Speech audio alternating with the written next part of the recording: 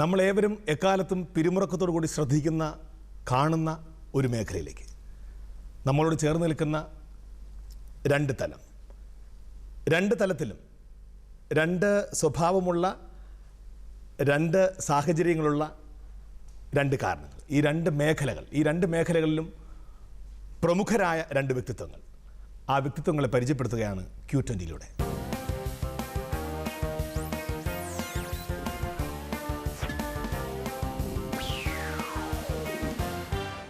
ഒന്നാമത്തെ ആൾ, ഞാൻ പറഞ്ഞ രണ്ട് മേഖലകളിൽ ഒരു മേഖലയെ കീഴടക്കിയാണ് ജോൺസൺ എന്ന് കേട്ടപ്പോൾ ഒരുപക്ഷെ പെട്ടെന്ന് നമുക്ക് ഏത് ജോൺസൺ, എന്ത് ജോൺസൺ എന്നൊക്കെ ആയിരിക്കും. ഞാനൊരു കുഞ്ഞു വിവരണം തരാം. 10ാം ക്ലാസ് തൃശ്ശൂരാണ് ജനനം. മറിയാമ്മ ടീച്ചറുടെയും കുര്യാക്കോസ് മാഷിൻ്റെയും മകനായി ജനിച്ച ജോൺസൺ 10ാം ക്ലാസ് ആവറേജ് കഷ്ടിച്ച് ജയിച്ചു. പ്രീ ഡിഗ്രി 2 പ്രാവശ്യം തോറ്റു. അങ്ങനെ ഒരാളാണോ ഞാൻ പരിചയപ്പെടുന്നത് തോന്നുന്നു. ചിലപ്പോൾ കുറച്ചുകൂടി പറയാം. ഫിലോസഫിയിൽ ബിരുദം നേടിയത് 1ാം റാങ്കോടെ, ബിരുദാനന്തര ബിരുദം നേടിയതും 1ാം റാങ്കോടെ, ഡോക്ടറേറ്റ്, ലോയിൽ ബിരുദം, ഡോക്ടർ ജോൺസൺ. നമസ്കാരം സാർ. നമസ്കാരം. നമ്മൾക്ക് എപ്പോഴും നമ്മളെ കുടുംബത്തോട് ചേർന്ന് നിൽക്കുന്ന ഒരാൾക്ക് എന്നും ഇതൊന്ന് മാറിക്കിട്ടണമെന്ന് ആഗ്രഹിക്കുന്നൊരു കാര്യം, അതിനെക്കുറിച്ച് അദ്ദേഹം ഒരു പുസ്തകം എഴുതിയിട്ടുണ്ട്, കുടിയൻ്റെ കുമ്പസാരം.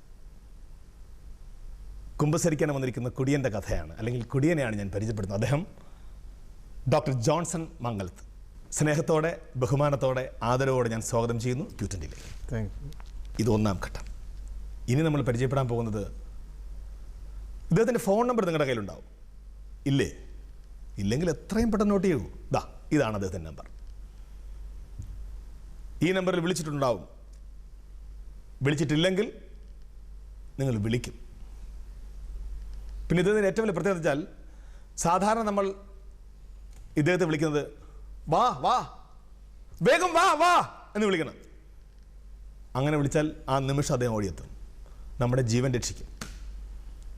മറ്റാരുമല്ല, ആവശ്യത്തിന് ഉതകുന്ന പ്രിയപ്പെട്ട കൂട്ടുകാരൻ, അത്യാപത്തിൽ നമ്മളെ രക്ഷിക്കുന്ന പ്രിയപ്പെട്ട തോഴൻ, വാവ സുരേഷ്.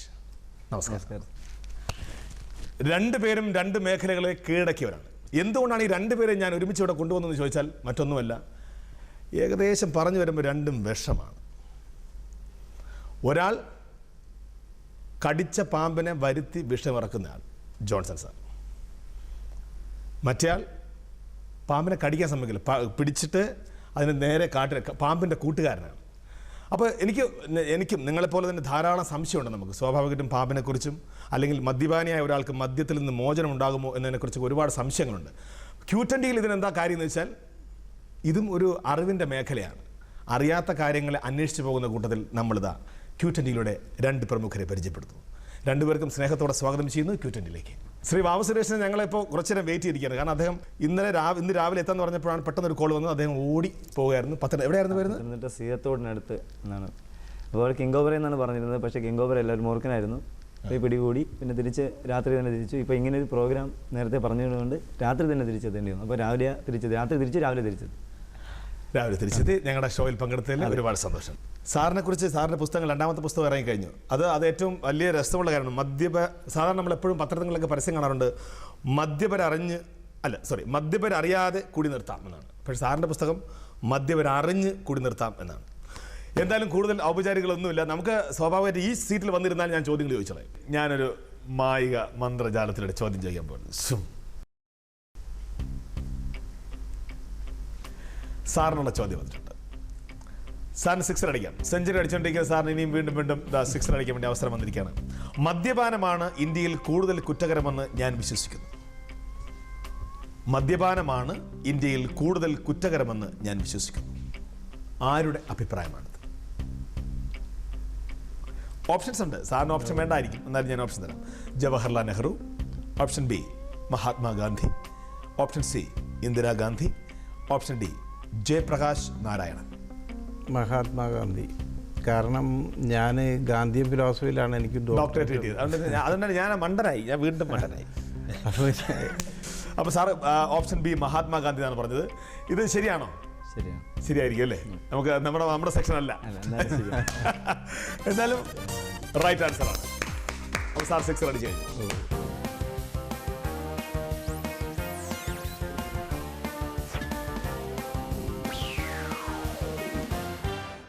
സാറ് ഞാൻ പുസ്തകത്തിൽ കുറച്ചൊക്കെ എനിക്ക് മനസ്സിലായത് 7ാം ക്ലാസ്സിൽ പഠിക്കുമ്പോഴാണ് സാർ മദ്യപിച്ച് തുടങ്ങുന്നത്. അതെ അതെ.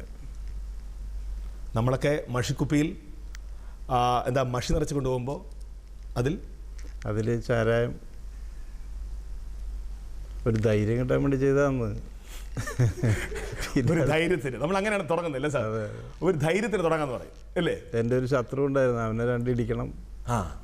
നമുക്ക് അങ്ങനെ ഇപ്പോഴാണ് പ്രചോദനം ഉണ്ടാവുന്നത്. ഈ 7ാം ക്ലാസ് പരീക്ഷ കഴിയുന്ന ദിവസമാണല്ലോ ഇടിയൊക്കെ ഉണ്ടാവുക. ലാസ്റ്റ് ഡേയിൽ മഷി ഇങ്ങനെ എറിയേക്കും. അന്ന് ഒരു ഇടിക്കണമെന്ന് തീരുമാനിച്ചു, പക്ഷേ ധൈര്യമില്ല.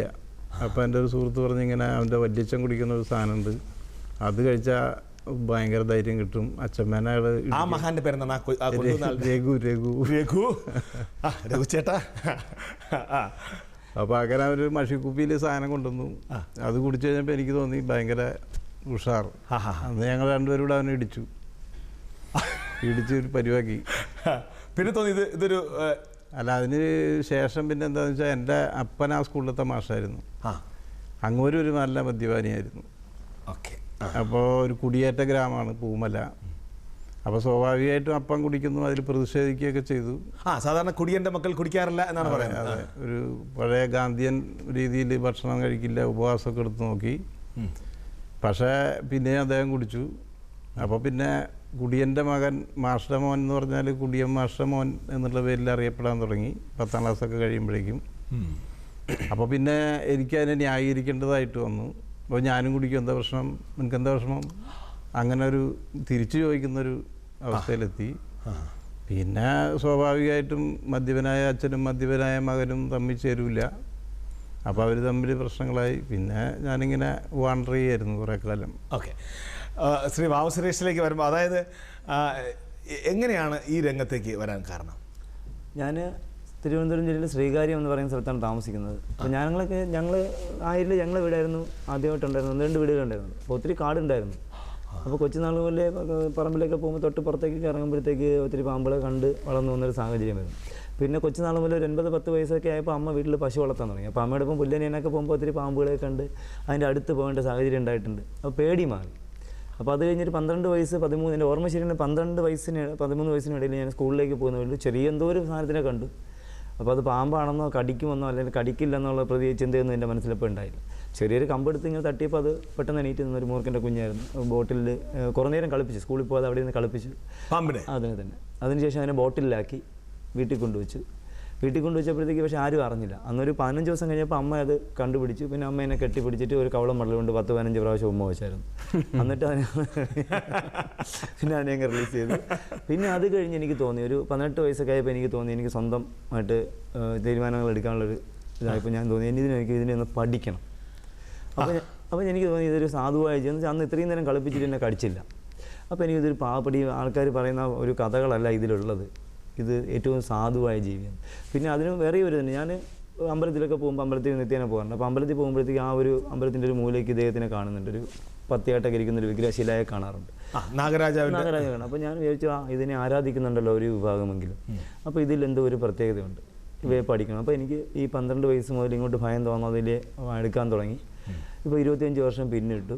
ഏകദേശം 35,000-ന് മേളിൽ പാമ്പുകളെ പിടിച്ച് എന്നാണ് എൻ്റെ ഓർമ്മ. അതിലൊരു 15 വർഷം കൊണ്ടുള്ളത് മാത്രമേ ഞാൻ ഡയറിയിൽ കളക്ട് ചെയ്യുന്നുള്ളൂ. അത് അവരുടെ കയ്യിൽ നിന്ന് അഡ്രസ്സ്, ഫോൺ നമ്പറെല്ലാം എഴുതി വാങ്ങിക്കും, പാമ്പിൻ്റെ ഇനയിൽ എഴുതി വാങ്ങിക്കും. ഈ കഴിഞ്ഞ ആഴ്ചയിൽ നമ്മൾ പത്തനംതിട്ടയിൽ നിന്ന് പിടികൂടിയ രാജവൻപാല ഉൾപ്പെടെ 47 രാജവൻപാലകൾ പിടിക്കാൻ കഴിഞ്ഞു. അപ്പോൾ ഇതൊക്കെ ഒരു പാഠമാണ്. ഒരു പാമ്പിനെ കിട്ടുമ്പോൾ ചുമ്മാ പിടിച്ചിട്ട് എവിടെയെങ്കിലും വിടത്തില്ല. അത് അവരെ പിടിച്ചതിന് ശേഷം അവരെ ഒരുപാട് സമയം അവയെ വെച്ചിട്ട് അവയുടെ പ്രവർത്തനങ്ങൾ എങ്ങനെ, ഏത് രീതിയിൽ നാക്ക് ഏത് രീതിയിൽ ചലിപ്പിക്കുന്നു, അല്ലെങ്കിൽ കണ്ണ് എങ്ങനെ പോകുന്നു, അപ്പോൾ എന്നെ കാണുമ്പോൾ അതിനെന്താണ് പ്രത്യേകത, അല്ലെങ്കിൽ അടുത്ത് വേറൊരു വ്യക്തി പോകുമ്പോൾ അദ്ദേഹം അതിനെ ശ്രദ്ധിക്കുക, അങ്ങനെ മനസ്സിലാക്കാൻ കഴിയും. ഒരു ബുക്ക് പോലും ഇന്ന് വരെ ഞാൻ വായിച്ചിട്ടില്ല. പാമ്പുകളെക്കുറിച്ച് എഴുതിയ ഒരു ബുക്ക് പോലും, പലരും എഴുതിയിട്ടുണ്ട്, ഒരു ബുക്ക് പോലും വായിച്ചിട്ടില്ല. എൻ്റെ ജീവിതത്തിൽ എൻ്റെ അനുഭവങ്ങൾ, ഞാൻ ഈ പാമ്പിനെ പിടിച്ച് ലൈവായി ജനങ്ങളുടെ മുന്നിൽ വെച്ച് മാത്രം 527 പ്രാവശ്യം അതിൻ്റെ വെനം എന്നാണ് പറയുന്നത് കുടിക്കുന്നു. പാമ്പുകൾക്ക് സാധാരണഗതിയിൽ മലയാളികൾ പറയുന്നത് വിഷമെന്നാണ്. പക്ഷേ വിഷമെന്ന് ഒരിക്കലും നമ്മൾ അതിനെ ആ പാമ്പിൻ്റെ എന്തെങ്കിലും ഔഷധത്തെ വിളിക്കാൻ പാടില്ല, അല്ലെങ്കിൽ പറയാൻ തെറ്റാണ്. കാരണം പാമ്പുകൾക്കൊന്നും വിഷമില്ല. ഭൂമിയിൽ പാമ്പുകൾ നമ്മളെപ്പോഴും കേട്ടിട്ടുണ്ട്, നമ്മൾ വിഷം പാമ്പും കടിയേറ്റ് മരിച്ചു, വിഷം തീണ്ടി മരിച്ചു എന്നൊക്കെയാണ് നമ്മൾ കേൾക്കാറ്. പക്ഷേ പാമ്പുകൾക്ക് വിഷമില്ല എന്നാണ് അദ്ദേഹം പറയുന്നത്. അതാണ് സത്യം അല്ലേ? അതെ, അതാണ് പരമമായ സത്യം. കാരണം വിഷമെന്ന് പറയുന്നത് മനുഷ്യ നിർമ്മിതമായ സാധനങ്ങളെ നമ്മൾ വിഷമെന്ന് വിളിക്കാൻ പാടുള്ളൂ. അത് കീടനാശിനി വിഷമാണ്, മനുഷ്യ നിർമ്മിതമാണ്. പാമ്പിൻ്റെ ഗ്രന്ഥിയിലുള്ളത് പ്രകൃതിയിലുള്ള അല്ല സൃഷ്ടിയിലുള്ളതാണ്. അത് വനമാണ്, അത് ഔഷധമാണ്. മനുഷ്യനുണ്ടാകുന്ന ഒട്ടനവധി അസുഖങ്ങൾക്ക്. അപ്പോൾ ഈ ഔഷധം നമ്മൾ കഴിക്കുമ്പോൾ സാധാരണ നമുക്ക് ഊർജ്ജം ആരോഗ്യം കൂടുതലല്ലേ ഉണ്ടാകുന്നു. ഞാൻ 527 പ്രാവശ്യം പാമ്പിൻ്റെ വെനം കഴിച്ചു, ലൈവായി കഴിച്ചു. പിന്നെ എങ്ങനെയാണ് നമ്മൾ മരിക്കുന്നത്? അല്ല, വെനം ഇപ്പം നമ്മൾ കോഴിമുട്ട കഴിച്ച് ആരും മരിച്ചിട്ടില്ല ഇന്നുവരെ ഭൂമിയിൽ. ഇല്ല. അപ്പോൾ കോഴിമുട്ടയുടെ വെള്ള എന്ന് പറയുന്നത് പ്രോട്ടീനാണ്. അതേ സെയിം പ്രോട്ടീനാണ് പാമ്പിൻ്റെ വെനവും. കഴിച്ചാൽ അപകടമല്ല, ഡൈജസ്റ്റ് ആയി പോകുന്നു. പക്ഷേ ഇൻറ്റേർണൽ ഇഞ്ചുറി ഉണ്ടെങ്കിൽ പാമ്പിൻ്റെ വെനത്തിന് ബോഡിയിൽ ഒരല്പമെങ്കിലും സൈഡ് എഫക്റ്റ് ഉണ്ടാവും. അപ്പോൾ പാമ്പിൻ്റെ വെനം നമ്മൾ കഴിച്ചാൽ അത് ഡൈജസ്റ്റ് ആയി പോകുന്നു. അതുപോലെ കോഴിമുട്ട കഴിച്ചാൽ അപകടമില്ല. പക്ഷേ കോഴിമുട്ടയുടെ തൊലി പൊട്ടിച്ചതിന് ശേഷം അതിനകത്തുള്ള വെള്ള എന്ന് പറയുന്ന പ്രോട്ടീനിനെ നമ്മൾ സിറിഞ്ചിലേക്ക് എടുത്തിട്ട് നീഡിൽ വഴി നമ്മുടെ വെയിനിലേക്ക് ഇഞ്ചെക്ട് ചെയ്താൽ ആളിന് മരണം സംഭവിക്കും. അതുപോലെയാണ് പാമ്പിൻ്റെ വെനവും. ബ്ലഡിൽ വന്നാൽ മാത്രമേ അപകടം ഉണ്ടാകുന്നുള്ളൂ. കഴിച്ചാൽ അവിടെയുള്ള സ്കിന്നിൽ വീണാൽ അവിടെയുള്ള ഒരു കോഴിയെ, നമ്മുടെ വീട്ടിൽ വളർന്നൊരു കോഴിയെ വെനമുള്ളൊരു പാമ്പ് കടിച്ച് കോഴി മരിച്ചുപോയി. ആ കോഴി ഇറച്ചി നമുക്ക് ഭയപ്പെടാതെ കറി വെച്ച് കഴിക്കാം. വൈറൽ ഇൻഫെക്ഷൻ പോലും ഉണ്ടാകാൻ പോകുന്നില്ല. ഇതെല്ലാം നമ്മുടെ പൂർവികർ പാമ്പുകളെക്കുറിച്ച് പറഞ്ഞ തെറ്റായ കഥകൾ. അതിൻ്റെ പിറകെയാണ് നമ്മൾ പോകുന്നത്. ഓക്കെ, ഇവിടെ ഇപ്പം നമ്മൾ ഒരു കാര്യം മനസ്സിൽ, രണ്ടുപേരും ബോട്ടിലാണ് തുടങ്ങിയത്. ഒരാൾ പാമ്പിനെ പിടിച്ച് ബോട്ടിലിട്ട് മറ്റേ ആൾ ബോട്ടിൽ കൊണ്ടുപോകും. അപ്പോൾ എന്തായാലും സാർ ഞാൻ ചോദിച്ചോട്ടെ, എന്നിട്ട് എങ്ങനെ ഏകദേശം കണ്ടിന്യൂ ചെയ്തു ഇങ്ങനെ? അതെ, അതിനുശേഷം ഞാൻ 36 വയസ്സ് വരെ മദ്യപിച്ചു. അന്തസ്സായിട്ട് ഒരു പുരുഷായുസിൽ കഴിക്കേണ്ടതിൻ്റെ അങ്ങേയറ്റം കഴിച്ചു. അതെ. അപ്പോൾ അതിനിടയ്ക്ക് കല്യാണം കഴിച്ചാൽ കള്ളുകൂടി നിർത്തും എന്നങ്ങനെ ഒരു ധാരണയുണ്ട്, ഒരു തെറ്റിദ്ധാരണയുണ്ട്. അതെ. അതിനുശേഷം കല്യാണം കഴിച്ചു നോക്കി. കേരളവർമ്മ കോളേജ്. കല്യാണം കഴിക്കുന്ന സമയത്ത് കല്യാണം കഴിക്കാൻ പോകുന്ന പെൺകുട്ടിക്ക് അറിയാമായിരുന്നു ഇത്രയും കുടിക്കുന്ന? അതിങ്ങനെ കാഷ്വലായിട്ട് പറയല്ലോ, വല്ലപ്പോഴും എന്തെങ്കിലുമൊക്കെ ഫംഗ്ഷൻ വരുമ്പോൾ തിങ്കൾ മുതൽ വെള്ളി വരെ. പക്ഷേ അത് ശരിക്കും ആത്മാർത്ഥത ഉണ്ടെന്നുള്ള കാര്യം പിന്നീട് അവൾക്ക് മനസ്സിലായി. അപ്പോൾ അവളൊരു ടീച്ചറായിരുന്നു. ഞാൻ കേരളവർമ്മ കോളേജിൽ താൽക്കാലിക അധ്യാപകനായിരുന്നു. അപ്പോഴാണ് കല്യാണം കഴിച്ചത്. പക്ഷേ ഒരു ആക്സിഡൻ്റൊക്കെ പറ്റി കുറേ പ്രശ്നങ്ങളൊക്കെ ഉണ്ടായിരുന്നു ഞങ്ങൾക്ക് രണ്ടുപേർക്കും. അപ്പോൾ അതിന് ശേഷം പിന്നെ എൻ്റെ ജോലി താൽക്കാലികമായിരുന്നു, അതും പോയി. അപ്പോൾ പിന്നെ ഞാൻ വല്ലാതെ ഡെസ്പായി. വേറൊരു ജോലി കിട്ടുന്നവരെയുള്ള ഒരു ഗ്യാപ്പ് ഫില്ല് ചെയ്യണം. അപ്പോഴാണ് LLBക്ക് പോകാൻ തീരുമാനിച്ചത്. അപ്പോൾ കല്യാണം കഴിച്ചത് ഒരു പറ്റിക്കലായി എന്നുള്ള രീതിയിൽ എല്ലാവരുടെ ഭാഗത്തുനിന്നും അവർക്കും നാട്ടുകാർക്കും തോന്നി. അപ്പോൾ എനിക്ക് പണിയില്ല, എൻ്റെ ഭാര്യ ടീച്ചറാണ്. അപ്പോൾ അവളുടെ ചിലവിൽ ജീവിക്കേണ്ട ഒരു ഗതികേടും വരിക, അങ്ങനെയൊക്കെ വന്നപ്പോഴാണ് വീണ്ടും കള്ളുകൂടിയൊന്ന് പൂർവാധികം ഭംഗിയായിട്ട് ആരംഭിച്ചു. അത് പക്ഷേ പിന്നെ വർഷങ്ങളോളം നീണ്ടു. അപ്പം ഞാൻ അവസാനമായപ്പോൾ എനിക്ക് ഇത് പെശകാണ്, നിർത്താൻ പറ്റുന്നില്ല എന്ന് ബോധ്യമായി. സാർ, അന്ന് കള്ളുകൂടി തുടങ്ങിയത് നമ്മുടെ മനസ്സിനൊരു ധൈര്യം കിട്ടാനായിരുന്നു പിടിച്ചത്. നിരാശയും ഒക്കെ പിന്നീട് വന്നപ്പോൾ നിരാശയും എല്ലാം കൂടി ചേർന്ന് ഈഗോ കയറി തുടങ്ങിയോ? ഇല്ല, അപ്പോഴൊക്കെ നമ്മൾ വളരെ എന്താ ചെയ്യാന്നറിയില്ല, ഇതിനൊക്കെ ഫേസ് ചെയ്യാൻ പറ്റുന്നില്ല. അപ്പോൾ അതിനൊരു താൽക്കാലിക, സാധാരണ നമ്മൾ ഒന്നിനെ ഫേസ് ചെയ്യാൻ പറ്റാതെ വരുന്ന സമയത്ത് അതിനൊരു ഒളിച്ചോട്ടമാണ്. അതെ, ഒരു ടെമ്പററി സൂയിസൈഡ് എന്ന് പറയാൻ വേണമെങ്കിൽ. അതെ, അങ്ങനെയാണ്. കള്ളുടിക്കുമ്പോൾ പിന്നെ നമ്മൾ എല്ലാ പ്രോബ്ലത്തിൽ നിന്നും ഒഴിവായി. അത്രയും സമയം ബോധമില്ല, അപ്പോൾ പിന്നെ പ്രശ്നമില്ല. പക്ഷേ ഇത് നിർത്താൻ പറ്റാത്ത ഒരവസ്ഥ സ്വയം മനസ്സിലാകാൻ തുടങ്ങിയപ്പോൾ അഡിക്ഷൻ സെൻറ്റേഴ്സ് അന്വേഷിച്ച് പോകാൻ തുടങ്ങി. വീട്ടുകാരും പിന്നെ ബന്ധുക്കളൊക്കെ കൂടി അഡിക്ഷൻ സെൻറ്ററിൽ കൊണ്ടുപോകും. അവിടെ ഒരു 10-25 ദിവസം കിടക്കും. വളരെ നല്ല മനുഷ്യനായിട്ട് തിരിച്ചു വരും. പക്ഷേ ഒരു മാസം 2 മാസം കഴിയുമ്പോഴേക്കും വീണ്ടും എപ്പോഴെങ്കിലും നമ്മൾ ചെറുത് മാറി. അല്ല, നമുക്ക് അതായത് ഏറ്റവും നന്നായി നിർത്താൻ പറ്റുന്ന ഒരു കാര്യം മദ്യപാനമാണ്. കാരണം എല്ലാവരും പറയല്ലോ, ഇരിപ്പക്കുളങ്ങര ഭഗവതിയാണ് സത്യം, ആ തൊട്ടിലിൽ കിടന്ന് ആടുന്ന കുഞ്ഞാണ് സത്യം, ഞാൻ കുടിക്കില്ല എന്ന് സത്യം ചെയ്യും. അത് ഞാനും ചെയ്യും. പക്ഷേ ഒരു മാസം കഴിയുമ്പോൾ 2 മാസം അല്ലെങ്കിൽ 6 മാസം കഴിയുമ്പോൾ വീണ്ടും സ്റ്റാർട്ട് ചെയ്യും. എന്തുകൊണ്ടാണ് ഈ കുടിയന്മാരെ പാമ്പ് എന്ന് വിളിക്കുന്നത്? അത് അവർ ഇങ്ങനെ ഇഴഞ്ഞു പോകുന്ന ഒരു അവസ്ഥയിലാണ് സത്യം പറഞ്ഞാൽ. ഇല്ല, എൻ്റെ ഒരു അഭിപ്രായം ഒരു കാരണവശാലും പ്രകൃതി സംരക്ഷകരായ മനുഷ്യന് ഉപകാരം ചെയ്യുന്ന പാമ്പുകളെ സാമ്യപ്പെടുത്തി മദ്യപിക്കുന്ന ആൾക്കാരെ വിളിക്കാനേ പാടില്ല, തെറ്റാണെന്നാണ് എൻ്റെ ഒരു അഭിപ്രായം. കാരണം എന്ന് വെച്ചാൽ നമ്മൾ മദ്യപിച്ചിരിക്കുന്ന ആൾക്കാർ, സാറ് പറഞ്ഞതുപോലെ മദ്യപിച്ചിരിക്കുന്ന ആൾക്കാർ കെട്ടികൾ അനാവശ്യം വിളിക്കുന്നു, മക്കളെ അനാവശ്യം വിളിക്കുന്നു, മറ്റുള്ളവർക്ക് ഉപദ്രവം ചെയ്യുന്നു, മറ്റുള്ളവരെ ശല്യപ്പെടുത്തുന്ന ഒരു ഇതാണ്. പക്ഷേ പാമ്പുകൾ അങ്ങനെയല്ല, പ്രകൃതി സംരക്ഷകരാണ്. അതുപോലെ മനുഷ്യനുണ്ടാകുന്ന ഒട്ടനവധി അസുഖങ്ങൾക്കുള്ള ഔഷധം ഇവ നമുക്ക് കൊണ്ട് നടക്കുന്നവരാണ്. അപ്പോൾ അവയെ ഒരിക്കലും നമ്മൾ എവരുമായിട്ട് താരതമ്യം ചെയ്യരുതാണ് എൻ്റെ ഒരു ആഗ്രഹം, അല്ലെങ്കിൽ എൻ്റെ ഒരു അറിവ് ഞാൻ പറയുക. എൻ്റെ വീട്ടിൽ എൻ്റെ അച്ഛൻ മദ്യപിക്കുന്ന ഒരാളാണ് എന്ന് പറഞ്ഞാൽ ഞാൻ മദ്യപാനിയല്ല. ഞാൻ ജീവിതത്തിൽ ഇന്നുവരെ ഒരു ലഹരി പദാർത്ഥങ്ങൾ ചെയ്തിട്ടുണ്ട്, സീട്ട് വിളിച്ചിട്ടുണ്ട് 8ാമത്തെ വയസ്സിൽ. അതെന്താണെന്ന് എനിക്കറിയില്ല. ഞാനൊരു സ്കൂളിൽ UP സ്കൂളിൽ പഠിച്ചിട്ട് വീട്ടിൽ വന്നപ്പോൾ ഒരു ചേട്ടൻ ഇങ്ങനെ പുകച്ചുകൊണ്ട് പോയിട്ട് അദ്ദേഹം ഇങ്ങനെ അതിൻ്റെ വേസ്റ്റ് ഇങ്ങനെ എറിഞ്ഞു. അപ്പോൾ എനിക്കൊരാഗ്രഹം, എന്തിനാ അത് അവിടെ കിടന്ന് പോയുന്നത്, എനിക്കൊന്ന് നോക്കാം. ഞാൻ പോയി എടുത്തിട്ട് അദ്ദേഹം ചെയ്ത 2 വിരലിൽ വെച്ചിട്ട് ഇങ്ങനെ ഉടനെ ചമ്മയ്ക്കാനും തുടങ്ങി. അപ്പോൾ എനിക്ക് മനസ്സിലായത് നമുക്ക് പറ്റിയ പണിയല്ല അതവിടെ. അപ്പോൾ ഇതുവരെ ജീവിതത്തിൽ ഒരു ലഹരി പദാർത്ഥങ്ങൾ ഉപയോഗിച്ചിട്ട്. അപ്പോൾ അതുകൊണ്ട് എൻ്റെ അച്ഛന് ഇപ്പം ഞങ്ങൾ അമ്മ കഞ്ഞിയൊക്കെ കഷ്ടപ്പെട്ട് കഞ്ഞിയൊക്കെ വെച്ച് ഞങ്ങൾക്ക് തരാനായിട്ട് വരുമ്പോഴേ അച്ഛൻ മദ്യപിച്ചിരുന്ന് രാത്രികളിൽ കഞ്ഞിക്കലങ്ങൾ തല്ലിപ്പൊളിക്കുന്നു. അപ്പോൾ ഇതൊക്കെ കണ്ടു വളർന്ന ഒരാളാണ് ഞാൻ. ഞങ്ങൾ 4 മക്കളാണ്, 2 ചേട്ടന്മാരും എൻ്റെ അനിയത്തി, ഞാൻ 3ാമനാണ്. അപ്പോൾ ഇതൊക്കെ കണ്ടു വളർന്നപ്പോൾ എനിക്ക് തോന്നി ജീവിതത്തിൽ ഒരിക്കലും ഇങ്ങനെ ഒരു സംരംഭം ഞാൻ ആഗ്രഹിച്ചു. അത് ജീവിതത്തിൽ അവസാനം വരെയും ഞാനത് പാലിക്കും. മരണം വരെ, ഈ ഭൂമിയിൽ നിന്ന് പോകുന്നത് വരെ ഒരു ലഹരി പദാർത്ഥങ്ങളും ഞാൻ ഉപയോഗിക്കത്തില്ല. പക്ഷെ നമ്മുടെ സമൂഹം ഈ സ്നേഹിക്കുന്നു വിളിക്കുന്നതിൻ്റെ കാര്യം, പാമ്പെന്ന് വിളിക്കുന്നതിൻ്റെ കാര്യം ഇഴഞ്ഞ് അവസാനം കണ്ടുപിടിച്ചാൽ അവൻ ചാലി പോകുമെന്നാണ് പറയുക. ആ അവസ്ഥയിലെത്തിപ്പോകും. പക്ഷേ എന്താ പ്രശ്നം എന്ന് വെച്ചാൽ ഞാനും സുരേഷും സത്യം പറഞ്ഞാൽ പാമ്പ് കൊടുത്തക്കാരാണ്. അതെ, പാമ്പ് ഒരാൾ കാലുള്ള പാമ്പിനെ പിടിക്കുന്നു, ഒരാൾ കാലില്ലാത്ത പാമ്പിനെ പിടിക്കുന്നു, അത്രേ ഉള്ളൂ. അപ്പോൾ സുരേഷിൻ്റെ അഭിപ്രായത്തോട് ഞാൻ യോജിക്കുകയാണ്. ഇവർ സാധുക്കളാണ്, മദ്യാസക്ത രോഗികളെന്നാണ് അവരെ വിളിക്കേണ്ടത്, കുടിയനെന്നല്ല. 2 പേര് പാവങ്ങളാണ്, വളരെ സാധുക്കളായിട്ടുള്ള ഏറ്റവും സാധുവാണ് പാമ്പുകൾ. അതുപോലെ തന്നെ സാധുവാണ് കള്ളുടിയനും. പക്ഷെ അതിനോട് ചെറിയൊരു ഇതുള്ളതെന്നറിയാം. സാറ് പറഞ്ഞ പോലെ ആ മദ്യപാനികൾ സാധുക്കളാണെന്ന് എനിക്കൊരു അഭിപ്രായമില്ല. കാരണം സാറിനെ പറഞ്ഞ് ഒരുത്തന്നെ ഇടിക്കാൻ വേണ്ടി കള്ളു പിടിച്ചപ്പോൾ അതിനുള്ള പ്രചോദനം ഉണ്ടായിരുന്നു. അതുപോലെ പല നമ്മളെ ഇപ്പോൾ തന്നെ ഒരു രാഷ്ട്രീയ ഒരു മറ്റ് മേഖലയിൽ ഒരു കൊലപാതകം നടന്നാൽ പോലും അതിൻ്റെ പിന്നിൽ ഒന്നുകിൽ ഒരു മദ്യ ബോട്ടിലുണ്ടാവും. കറക്റ്റാണ്. അത് ഒരിക്കലും അവർ സാധുക്കൾ വളരെ കുറച്ച് പേരേ ഉള്ളൂ. അല്ല, അദ്ദേഹം പറഞ്ഞു വരുന്നത് ഇത് ബേസിക്കലി അവർ നമ്മൾ ചവിട്ടിയാൽ കടിക്കാത്ത പാമ്പില്ല എന്ന് പറഞ്ഞ പോലെ ബേസിക്കലി ഇവർ പാവങ്ങളാണെന്ന്, ഇവർക്ക് ആ തിരിച്ചറിവ് ഉണ്ടാകണം എന്നാണ് അദ്ദേഹം പറയുന്നത്. അതെ അതെ, ഇതൊരു രോഗമാണെന്നാണ് പറയുന്നത്. പക്ഷേ ഈ പ്രോഗ്രാം കണ്ടിട്ടെങ്കിലും അവർക്ക് തിരിച്ചറിവ് ഉണ്ടാകണം എന്നാണ് എനിക്ക് പറയുന്നത്. സത്യത്തിൽ നമ്മുടെ സമൂഹം വലിയൊരു കുറ്റകരമായിട്ടുള്ള പ്രവൃത്തിയാണ് ഇവരെ സ്നേഹിക്കുന്ന വിളിക്കുന്നവരോട് ചെയ്യുന്നത്. കാരണം ആക്ച്വലി മറ്റേത് രോഗവും പോലെ തന്നെ ഒരു രോഗമാണ് ആൽക്കഹോളിസം. പക്ഷേ നമ്മുടെ സാക്ഷര കേരളം എന്നറിയപ്പെടുന്ന ഈ കേരളത്തിൽ ബഹുഭൂരിപക്ഷം പേർക്കും അറിയില്ലാത്തൊരു കാര്യമാണ് ഈ സംഭവം. ഇതൊരു രോഗമാണ്, രോഗാവസ്ഥയാണെന്ന് അറിയാം. അതെ, എനിക്ക് 36ാമത്തെ വയസ്സിലാണ് ഇത്രയൊക്കെ വിദ്യാഭ്യാസവും ലോകപരിചയം ഉണ്ടായിട്ടുള്ള എനിക്ക് പോലും തിരിച്ചറിയാൻ പറ്റിയത്.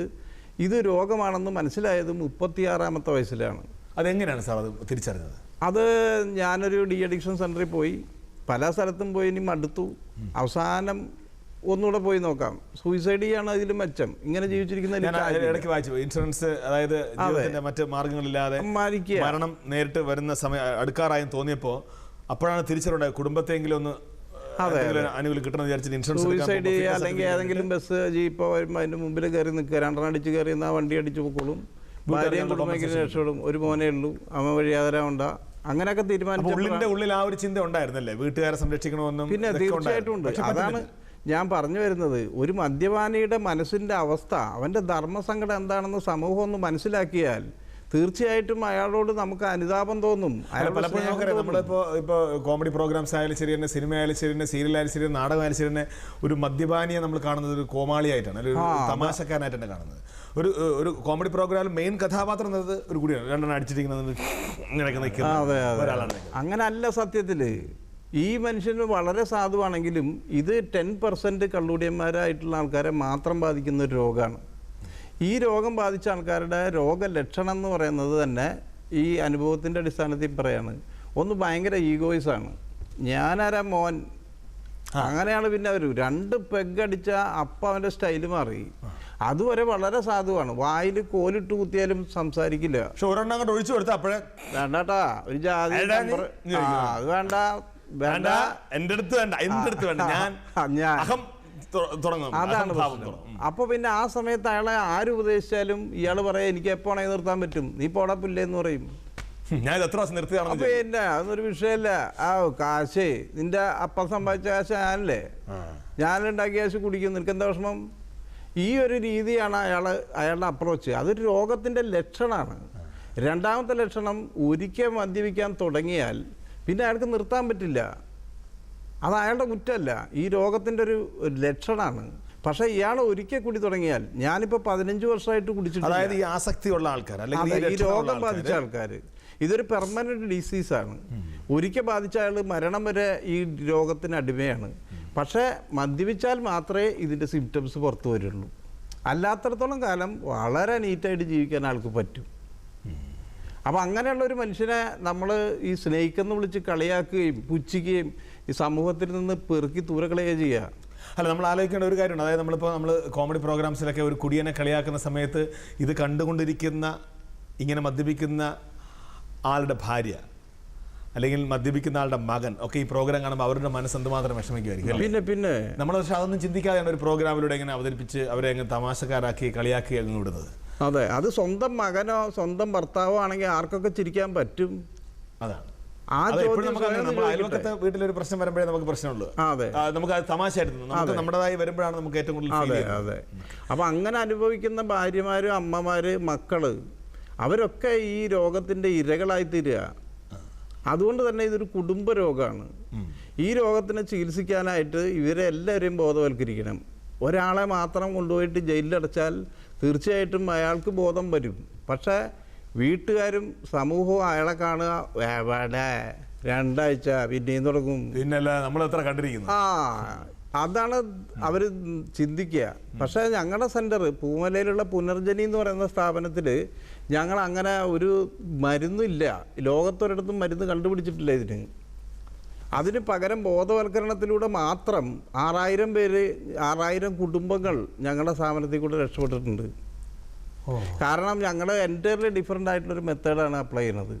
കാരണം ഒരു മദ്യാസക്ത രോഗിയുടെ ആസ്പെക്റ്റിൽ, അവരുടെ പെർസ്പെക്റ്റീവിൽ നമ്മൾ ഈ പ്രശ്നത്തിനെ കാണാൻ ശ്രമിക്കുകയാണ് ഞങ്ങൾ ചെയ്യുന്നത്. ട്രീറ്റ്മെൻറ്റ് മറ്റ് മേഖലയിലേക്ക് നമുക്ക് കുറച്ച്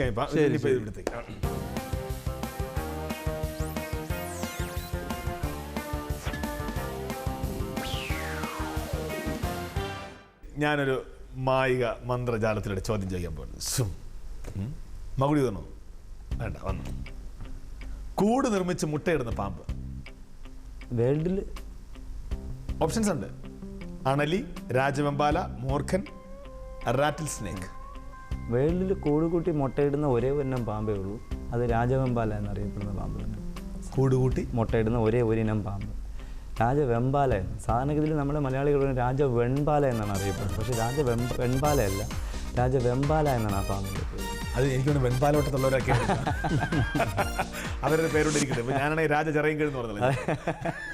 അല്ല, അത് ശരിയാണ്. കാരണം സാർ പറഞ്ഞത് നല്ലൊരു ചോദ്യമാണ്. കാരണം നമ്മുടെ കേരളത്തിൽ കാസർഗോഡ്, നമ്മൾ പാറശാല മുതൽ കാസർഗോഡ് വരെ പോയി കഴിഞ്ഞാൽ മൂർഖൻ പാമ്പുകൾക്കൊക്കെ ഒട്ടനവധി പേരുകളാണ്.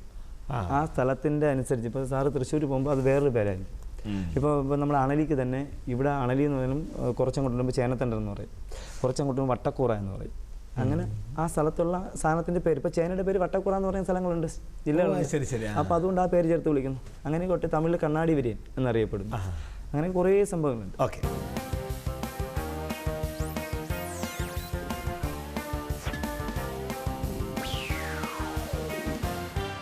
അപ്പോൾ ഇത് ഒരു കുഞ്ഞു മൂർഖന്, ഏകദേശം ഒരു വയസ്സിന് മേളിൽ പ്രായമുള്ള ഒരു കുഞ്ഞു മൂർഖൻ. കപ്പലിനെ വിട്ട് എടുക്കുമ്പോൾ എടുക്കണം അദ്ദേഹത്തിൻ്റെ ഒരു പ്രത്യേകത. ഇതേതാണ് സാധനം? ഇത് കോബ്ര, മൂർഖൻ തന്നെയാണ്. ഇദ്ദേഹത്തിന് നോക്കിക്കൊള്ളണ്ടേ. ഇപ്പോൾ പാമ്പാട്ടികൾ പാമ്പിനെ കളിപ്പിക്കുന്നു, മകുടി ഇത് കളിപ്പിക്കുന്നു എന്ന് പറയുന്നത് എന്ത് തെറ്റാണ്. ഇപ്പോൾ എൻ്റെ കയ്യിൽ മകുടിയില്ല, ഇദ്ദേഹം ചലിപ്പിക്കുന്നു, കൈ ഈ മകുടി ചലിപ്പിക്കുമ്പോൾ ഈ ചലനത്തിലേക്കാണ് ഇദ്ദേഹം ആടുന്നത്, ചലിക്കുന്നത്. അതായത് മകുടിയുടെ നാദം കേട്ടിട്ടല്ല ചലിക്കുന്നത്. ഈ കൈയുടെ എൻ്റെ കൈ വെളുപ്പായതുകൊണ്ട് അത് പെട്ടെന്ന് അവർ ഐഡൻറ്റിഫൈ ചെയ്യുന്നു.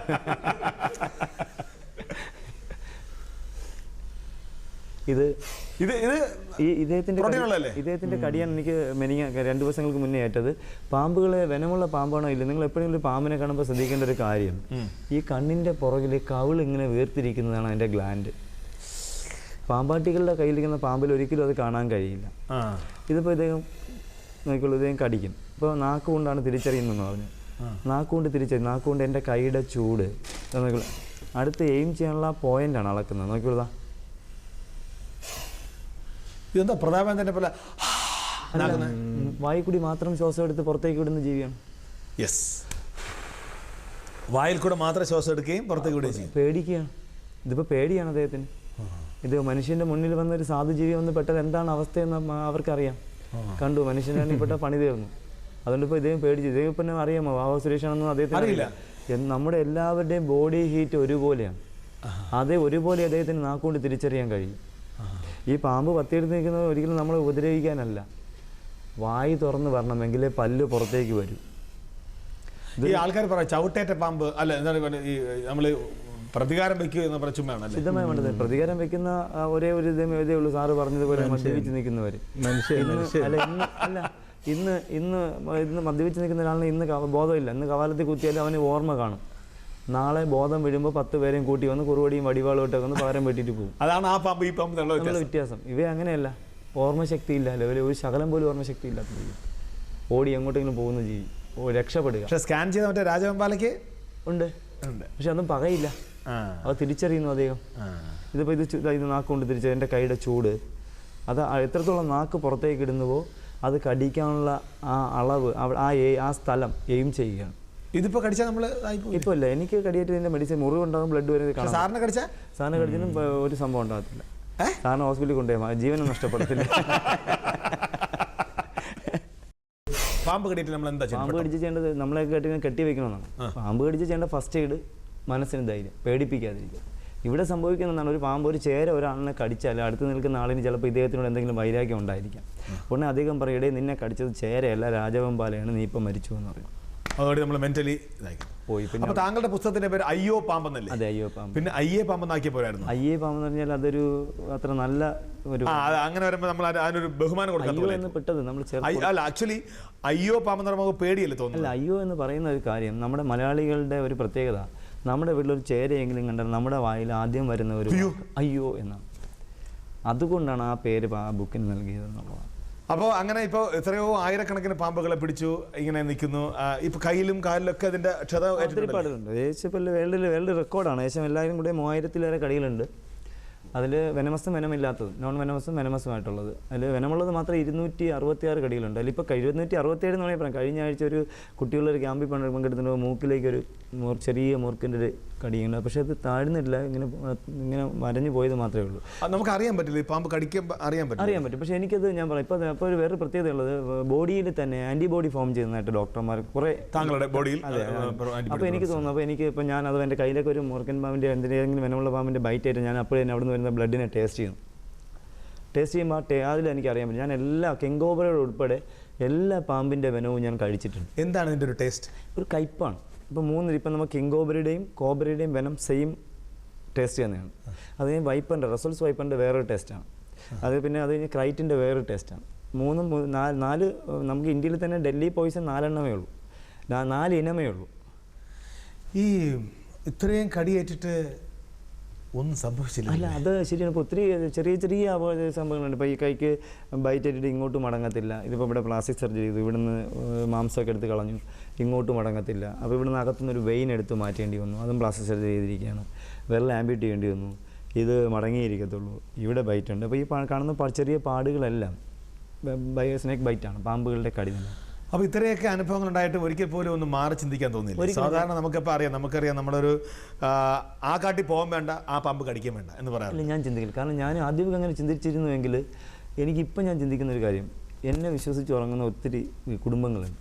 ഏത് രാത്രി ഒരു പാമ്പിനെ വീട്ടിൽ കണ്ടാലും വിളിച്ചാൽ കിട്ടും, പെട്ടെന്ന് സുരേഷ് എത്തുമെന്ന് പ്രതീക്ഷിക്കുന്ന ഒരുപാട് ആത്മവിശ്വാസത്തിൽ ഉറങ്ങുന്ന ഒത്തിരി പേരുണ്ട്. അവരുടെ സുഖത്തിനേക്കാളും വലുതല്ല. പബ്ലിക് സർവീസ് ആയി മാറിക്കഴിഞ്ഞു, പൊതുജന സേവനത്തിന്റെ ഒരു ഇതിലേക്ക് മാറിക്കഴിഞ്ഞു. 100% ജീവിതം മാറ്റിവെച്ചു. അത് മാത്രമല്ല, ഒട്ടനവധി 1500-ലേറെ അവാർഡുകൾ കിട്ടിയിട്ടുണ്ട്.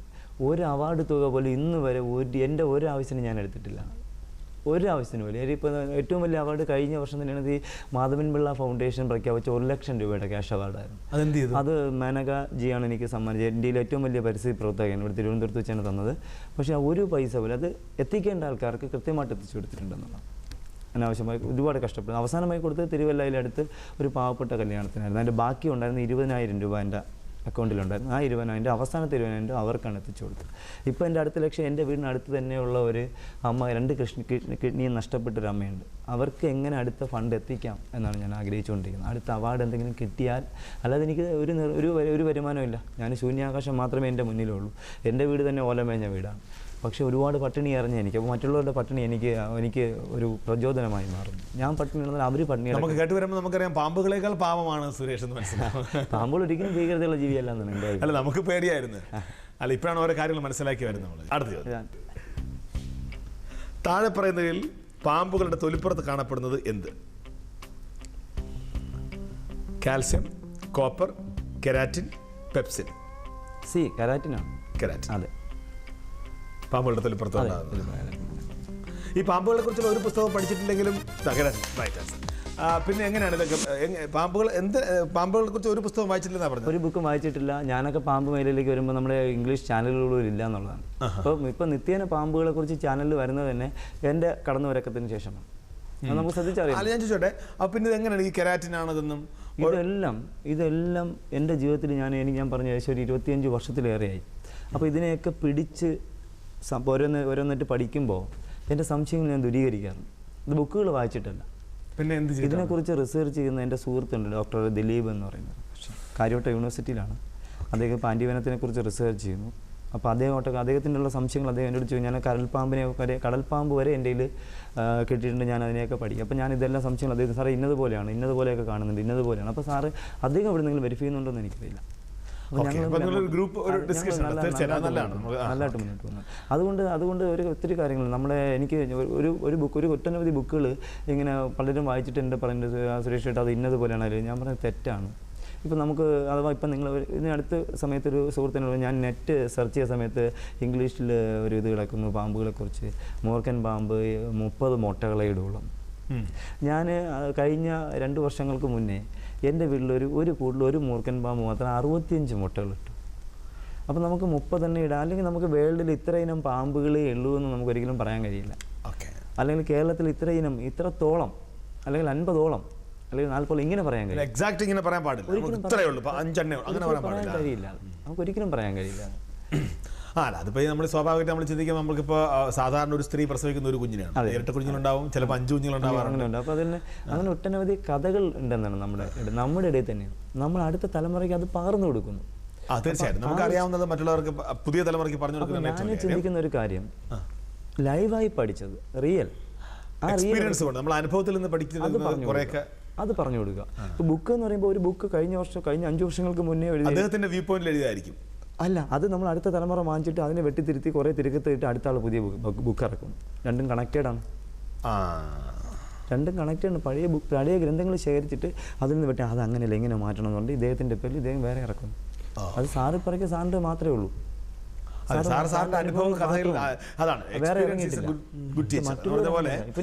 രണ്ടുപേരും അനുഭവ സമ്പത്തുകൾ കൊണ്ട് പൂർണ്ണരാണ്.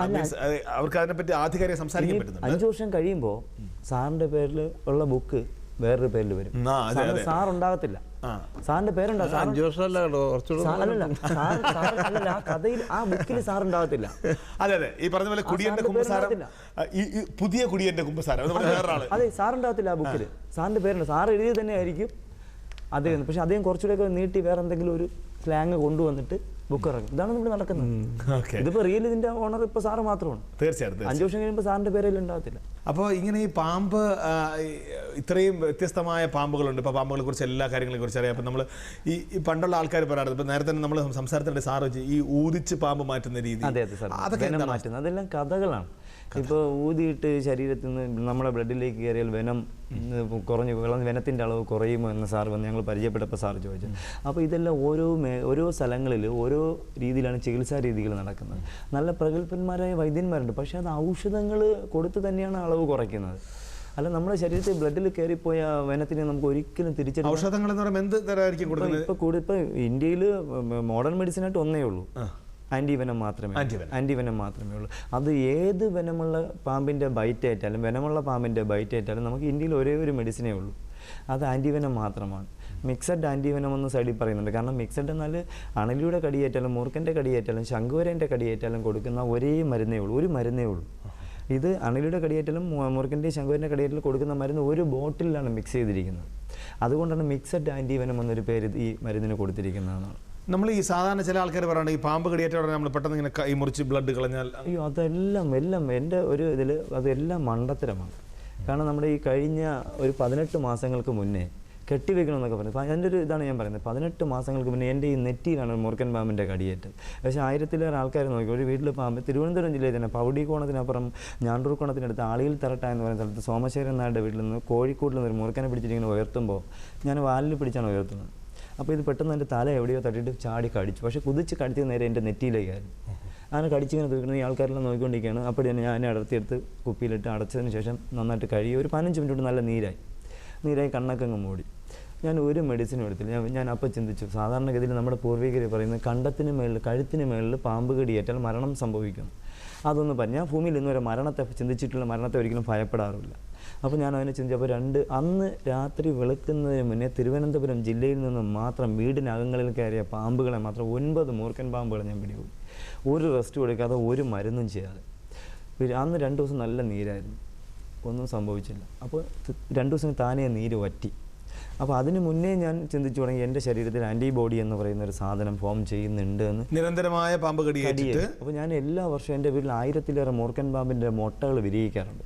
ഈ കളക്ട് കൊണ്ടുവരുന്ന പാമ്പുകളെ മുട്ടയിടാറ് വയലിൽ മുട്ടയാകുമ്പോൾ എനിക്ക് തിരിച്ചറിയാം ഇതിന് മുട്ടയുണ്ട്, അല്ലെങ്കിൽ ഇണ ചേർന്നിട്ട് ഇത്രയും ദിവസം കഴിഞ്ഞു. അപ്പോൾ ഇതിനെ പുറത്ത് വിട്ട് കഴിഞ്ഞാൽ ഈ മുട്ട ഇത് പോണ വഴിക്ക് എവിടെയെങ്കിലും ഇട്ടിട്ട് അങ്ങ് പോകും, കുഞ്ഞുങ്ങൾ വിരിയത്തില്ല. അപ്പോൾ ഞാൻ മുട്ട വീട്ടിൽ കളക്ട് ചെയ്ത് ഈ മുട്ടകൾ കൃത്രിമ ബെഡ് ഉണ്ടാക്കി വെച്ച് ഇവയൊക്കെ വിരിയിച്ച് വനത്തിലേക്ക്. അപ്പോൾ ഇതിൽ നിന്ന് എനിക്ക് ഒത്തിരി ബൈറ്റുകൾ കയ്യിൽ കിട്ടുന്നുണ്ടായിരുന്നു, കുഞ്ഞു മൂർഖൻ പാമ്പുകളുടെയൊക്കെ. അപ്പോൾ ഞാൻ അതിൽ നിന്ന് റെസിസ്റ്റായി വരുന്നു എന്നെൻ്റെ മനസ്സിൽ തോന്നി. പിന്നെ ഞാൻ 3 നേരം ഒരിക്കലും ഭക്ഷണം കഴിക്കുന്ന ആളെയല്ല, സമയത്തിന് ഭക്ഷണം കഴിക്കുന്ന ആളല്ല, സമയത്തിന് ഉറങ്ങുന്ന ആളല്ല. ഞാനൊക്കെ പൂർണ്ണമായിട്ടും രാത്രികാലങ്ങളിൽ ഉറങ്ങിയിട്ട് ഒരുപാട് വർഷങ്ങളായി. എപ്പോഴും സഞ്ചരിക്കുകയാണ്. ഞാൻ ഈ തിരുവനന്തപുരത്ത് മാത്രം നിൽക്കുന്നില്ല, ഏറ്റവും കൂടുതൽ തിരുവനന്തപുരം, കൊല്ലം, പത്തനംതിട്ട, കോട്ടയം, ആലപ്പുഴയൊക്കെ പാമ്പിനെ പിടിക്കാനായി സഞ്ചരിച്ചുകൊണ്ടിരിക്കുന്നതാണ്. രാത്രികാലങ്ങളിൽ ഉറക്കമില്ല, പക്ഷേ എനിക്ക് ക്ഷീണം തോന്നാറില്ല. 1 മണിക്കൂർ, അരമണിക്കൂർ, അല്ലെങ്കിൽ കൂടിയാൽ 1.5 മണിക്കൂറൊക്കെയാണ് എനിക്ക് ഉറക്കം കിട്ടുന്നത്. അതിന് മുന്നേ മൊബൈൽ ഇങ്ങനെ ചലച്ചു തുടങ്ങും. അപ്പോൾ പെട്ടെന്ന് എണീറ്റ് അടുത്ത കോളിലേക്ക് കുളിച്ച് ഫ്രഷ് അടുത്ത കോളിലേക്ക് പോവുകയാണ് ചെയ്യുന്നത്. ഒരു ക്ഷീണമില്ല. സാർ, ഈ മദ്യപാനത്തിൻ്റെ അവർ 36 വയസ്സ് വരെ മദ്യപിച്ച് നന്നായിട്ട് മദ്യപിച്ചു. അപ്പോൾ ആ സമയത്തൊക്കെ നമ്മുടെ ചില ആൾക്കാർ നമ്മുടെ സിനിമയിലെ കണ്ടിട്ട് ചില പാമ്പിനെ കൊണ്ട് കൊത്തിക്കുന്നത് അതൊന്നും ട്രൈ ചെയ്തില്ലായിരുന്നു? അത് ബോംബെയിലൊക്കെ കിട്ടുന്ന സാധനമാണ്. അതൊന്ന് ട്രൈ ആ സമയത്ത് തോന്നിയിട്ടുണ്ടായിരുന്നു? അതൊക്കെ എല്ലാ ലഹരി ഉപയോഗിച്ചിട്ടുണ്ട്. പാമ്പിനെ കൊണ്ട് കൊത്തിച്ചിട്ടുണ്ട്. അത് നാവ് നീട്ടി കൊടുത്താൽ ഒരു ഭരണിയിൽ സൂക്ഷിക്കും, അത് പഠിക്കും. ഇതൊരു ഭരണിയിലാണ് ആ പാമ്പുകൾ ശേഖരിക്കുന്നത്. ആ ഭരണിക്കകത്തൊരു ലൈനിയുണ്ട്. ആ ലൈനി പാമ്പിൻ്റെ വായിലുണ്ടാവും. അതാണ് അതിന് ഭക്ഷണമായിട്ടും കൊടുക്കും. പല്ലു വഴി ഈ ലൈന് ഈ ഇഞ്ചക്ഷൻ ഏക്കുന്ന ആളുടെ ശരീരത്തിലേക്ക് ചെല്ലും. അതാണ് ലഹരി. പാമ്പിൻ്റെ വെനം ഒരിക്കലും ലഹരിയല്ല. നമ്മൾ അറിയേണ്ട ഒരു പരമമായ അതിനെ തീറ്റി വളർത്തുന്നത് ഈ പോയ്സൺ കൊടുത്തിട്ടാണ്. നമ്മൾ എപ്പോഴും ചിന്തിക്കേണ്ട കാര്യമാണ്. അപ്പോൾ ആക്ച്വലി സംഭവിക്കുന്നത് എന്താണ്? ഈ പാമ്പിൻ്റെ വെനം എടുത്തിട്ട് ആ ഗ്ലാൻഡ് ഉണ്ടാകത്തില്ല. ഇവനും നമ്മളെ ശരീരത്തിലേക്ക് ഒരിക്കലും പ്രോട്ടീൻ ലഹരിയാകില്ല. നമ്മളെപ്പോഴും അറിയണം പാമ്പിൻ്റെ വെനം പ്രോട്ടീനാണ്, മെഡിസിനാണ്, അത് പ്രോട്ടീനാണ്. അതൊരിക്കലും നമുക്ക് ലഹരിയല്ല. അപ്പോൾ ഈ പാമ്പുകൾ ഇതൊരു ഭരണിക്കകത്താണ് ഈ പാമ്പുകളെ സൂക്ഷിക്കുന്നത്. അതിനകത്തൊരു ലൈനി കലക്കിയിട്ടുണ്ട്. അത് ഈ പാമ്പിൻ്റെ വായിലൊക്കെ ഉണ്ടാവും. അത് വളരെ കുറഞ്ഞ അളവ്. അത് മനുഷ്യൻ്റെ ബോഡിയിലേക്ക് കിക്കുണ്ടാവുന്നൊരു സാധനമാണ്. അത് ഈ വായിലേക്ക് വരുമ്പോൾ ഇവരുടെ പല്ല് നമ്മുടെ ശരീരത്തിലേക്ക് ഇറങ്ങുമ്പോൾ ഈ പല്ലിൻ്റെ മുറിവിൽ കൂടി ഈ ലൈനി നമ്മുടെ ശരീരത്തിലേക്ക് പോവുകയാണ് ചെയ്യുന്നത്. അവിടെയാണ് ഇവരെല്ലാം സാറ് പറയുന്ന ആൾക്കാരെ എത്തിക്കുന്നത് ലഹരിയുടെ ലോകത്ത്. അതൊരിക്കലും പാമ്പിൻ്റെ വെനമല്ല, പാമ്പിൻ്റെ ഒരിക്കലല്ല. ഈ സാധാരണ നമ്മൾ ഈ എന്താ പറയുന്നത്, ചില ആൾക്കാർ പാമ്പിനെ കൊണ്ട് കളിപ്പിക്കുന്ന ആൾക്കാരുണ്ട്. അതെ, മകുടി ഉപയോഗിച്ച്. അതെ, അത് അവർക്കൊക്കെ ഞാൻ എതിരാണ്. കാരണം എന്ന് പറഞ്ഞാൽ ഒറ്റനവധി പേരെ എനിക്കറിയാം. ഇവർ ചെയ്യുന്നത് ആ സാധുവായ ഈ പാമ്പ് എന്ന് പറയുന്ന സാധുവായ ജീവിയെ പിടിച്ച് എൻ്റെ ഗ്ലാൻഡ് എടുത്ത് കളയുന്നു. അതെനിക്കറിയാം. അതാണ് ഈ പാമ്പ് വിഷം എടുത്ത് കളയുന്നതാണ് പറയുന്നത്. അല്ല, ഗ്ലാൻഡ് സഞ്ചി എടുത്ത് കളയും. അതിൻ്റെ വെനം ഉൽപ്പാദനം ഉണ്ടാകുന്ന ഗ്ലാൻഡ് അതങ്ങ് റിമൂവ് ചെയ്യും. പിന്നെ അത് ഉണ്ടാവത്തില്ല. എന്നിട്ട് പല്ലെടുക്കും, എന്നിട്ട് വായി കൊരുത്ത് കെട്ടും. പിന്നെ ഈ പാമ്പാട്ടിൽ കൊണ്ട് നടക്കുന്നതിന് വായി കൊരുത്ത് കെട്ടത്തില്ല. ഈ ഗ്ലാൻഡും എടുത്ത് പല്ലും എടുത്ത് പിന്നെ അവൻ വായി തുറക്കത്തില്ല. അതിൻ്റെ മുന്നിൽ ഇങ്ങനെ മകുടി ചലിപ്പിക്കുന്നത് കൊണ്ടാണ് ഇത് ആടുന്നത്. ചെവി കേൾക്കില്ല, കേൾക്കാൻ കഴിയില്ല. ഈ മകുടി ഇങ്ങനെ ചലിക്കുന്നു. ഈ ചലിക്കുന്ന സാധനത്തിൻ്റെ ആ നിഴൽ ഷാഡോ കണ്ടിട്ടാണ് ഇദ്ദേഹം ഇങ്ങനെ ആടി നിൽക്കുന്നത്. പാമ്പുകളെ ഊതി കളിപ്പിക്കാൻ പറ്റുമെങ്കിൽ നമ്മൾ മലയാളികൾ ഓരോരുത്തരും ചിന്തിക്കേണ്ടത്, ഇന്ന് വരെ ഒരു പാമ്പാട്ടി പോലും ഒരു ചേരയെ കൊണ്ട് ചൂതി കളിപ്പിക്കുന്നത് നമുക്ക് കാണാൻ കഴിഞ്ഞിട്ടില്ല.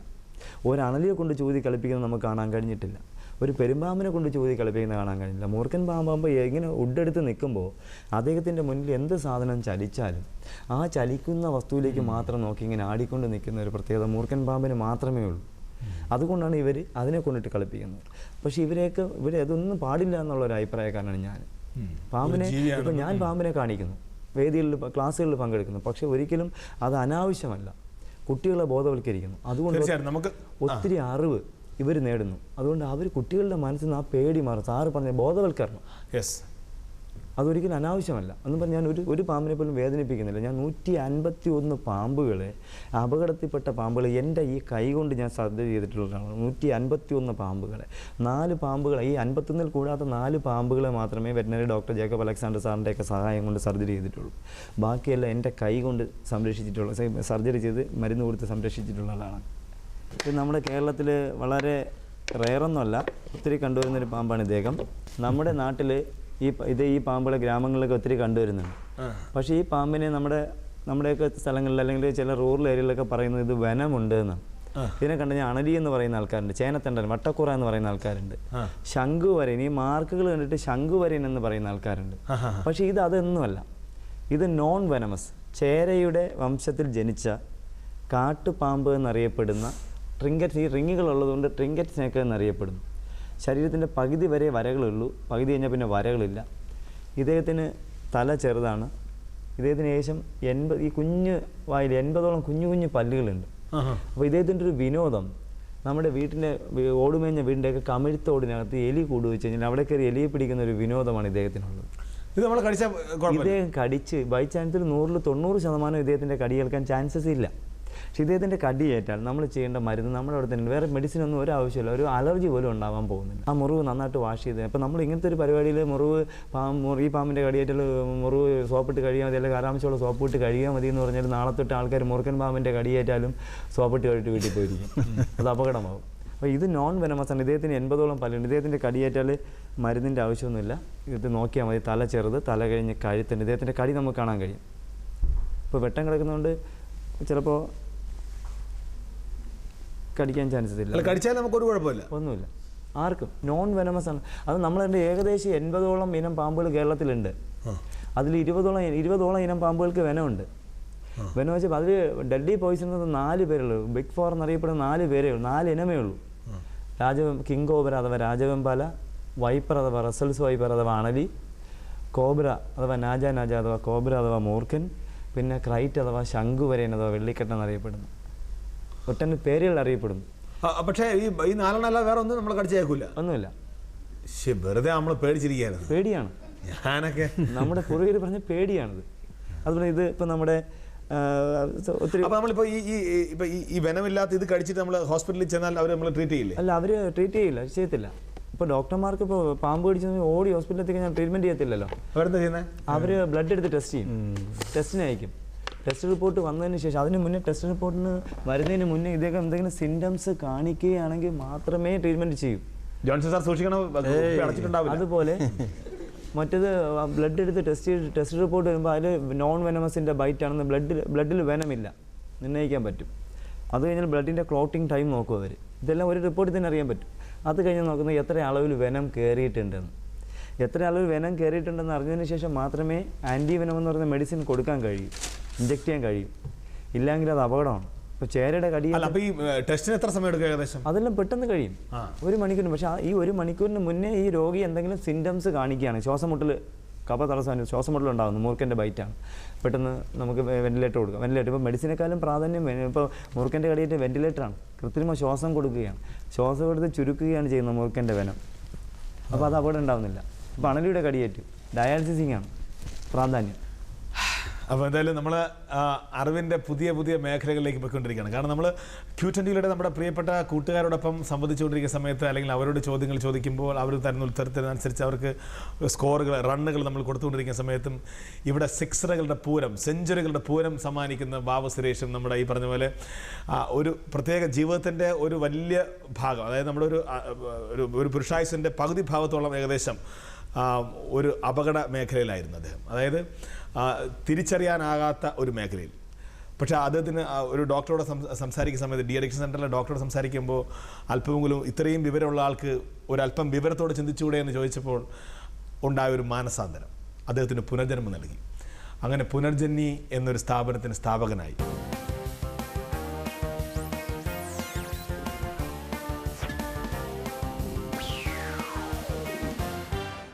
ഈ മൂർഖൻ അമ്മമാരെ മണം, ആ പൂവിൻ്റെ മണം, ഇവിടെ മറ്റേ പാമ്പുണ്ടെന്ന് പറയും. അതിൽ ഒരു കാരണമുണ്ട് സാറേ. കാരണം നമ്മുടെ പൂർവികർ നമുക്ക് ഇലക്ട്രിസിറ്റി ഒന്നുമില്ലാത്ത കാലഘട്ടങ്ങളിൽ അന്നത്തെ പെൺമക്കളെ പ്രൊട്ടക്റ്റ് ചെയ്യാൻ വേണ്ടി പണ്ടത്തെ മുത്തശ്ശിമാർ കുറേ കഥകൾ പറഞ്ഞിരുന്നു.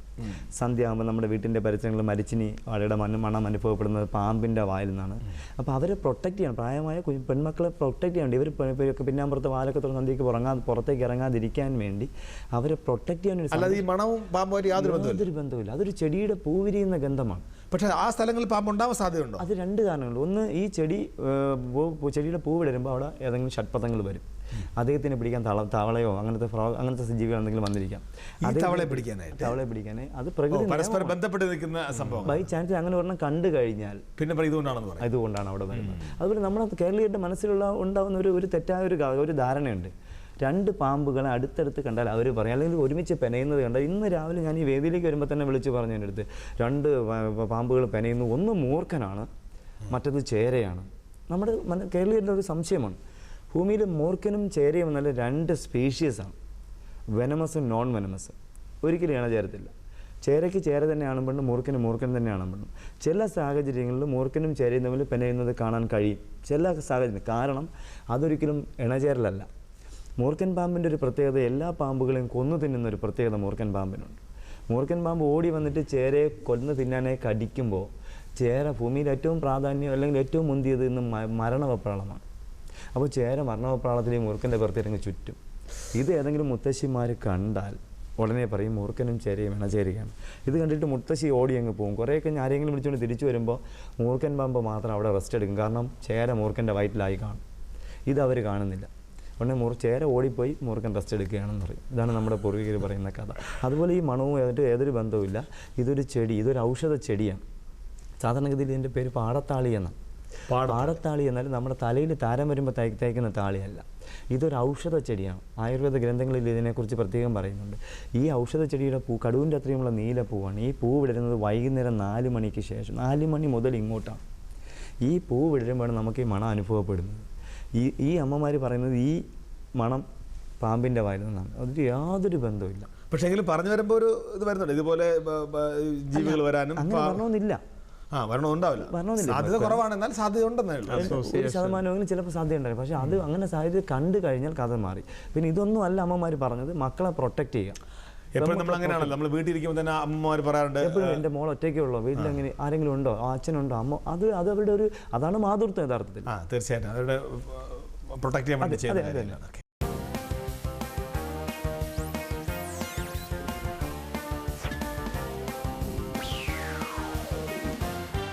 ഇനി സാറിനുള്ള ചോദ്യം. 1961 മുതൽ മദ്യനിരോധനം നിലവിലുള്ള സംസ്ഥാനം Tamil Nadu, option B Karnataka, option C Gujarat, option D പശ്ചിമ ബംഗാൾ. അത് ഈ പറഞ്ഞ പോലെ വളരെ ഈസി അല്ലേ, ഗുജറാത്ത്. അതെ, സാറിന്റെ മേഖലയുമായി തന്നെ ബന്ധപ്പെട്ട് നിൽക്കുക. പിന്നെ അത് ഗാന്ധി ഒക്കെ ആയിട്ട് ബന്ധപ്പെട്ട്. പക്ഷെ അതിലാണ് ഏറ്റവും കൂടുതൽ വ്യാജം കിട്ടുക കേട്ടോ.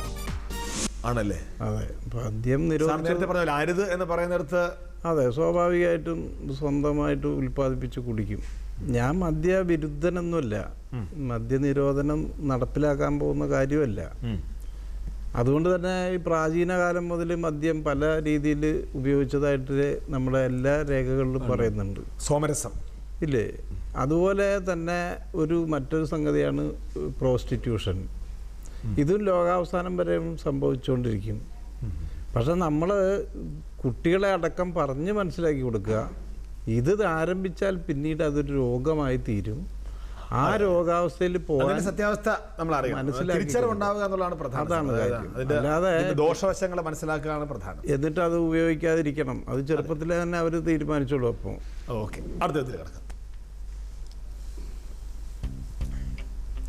കേരളത്തിൽ 77 പേരുടെ ജീവൻ അപഹരിച്ച വൈപ്പിൻ മദ്യദുരന്തം നടന്ന വർഷം option A 1982, option B 1980, option C 1984, option D 1986.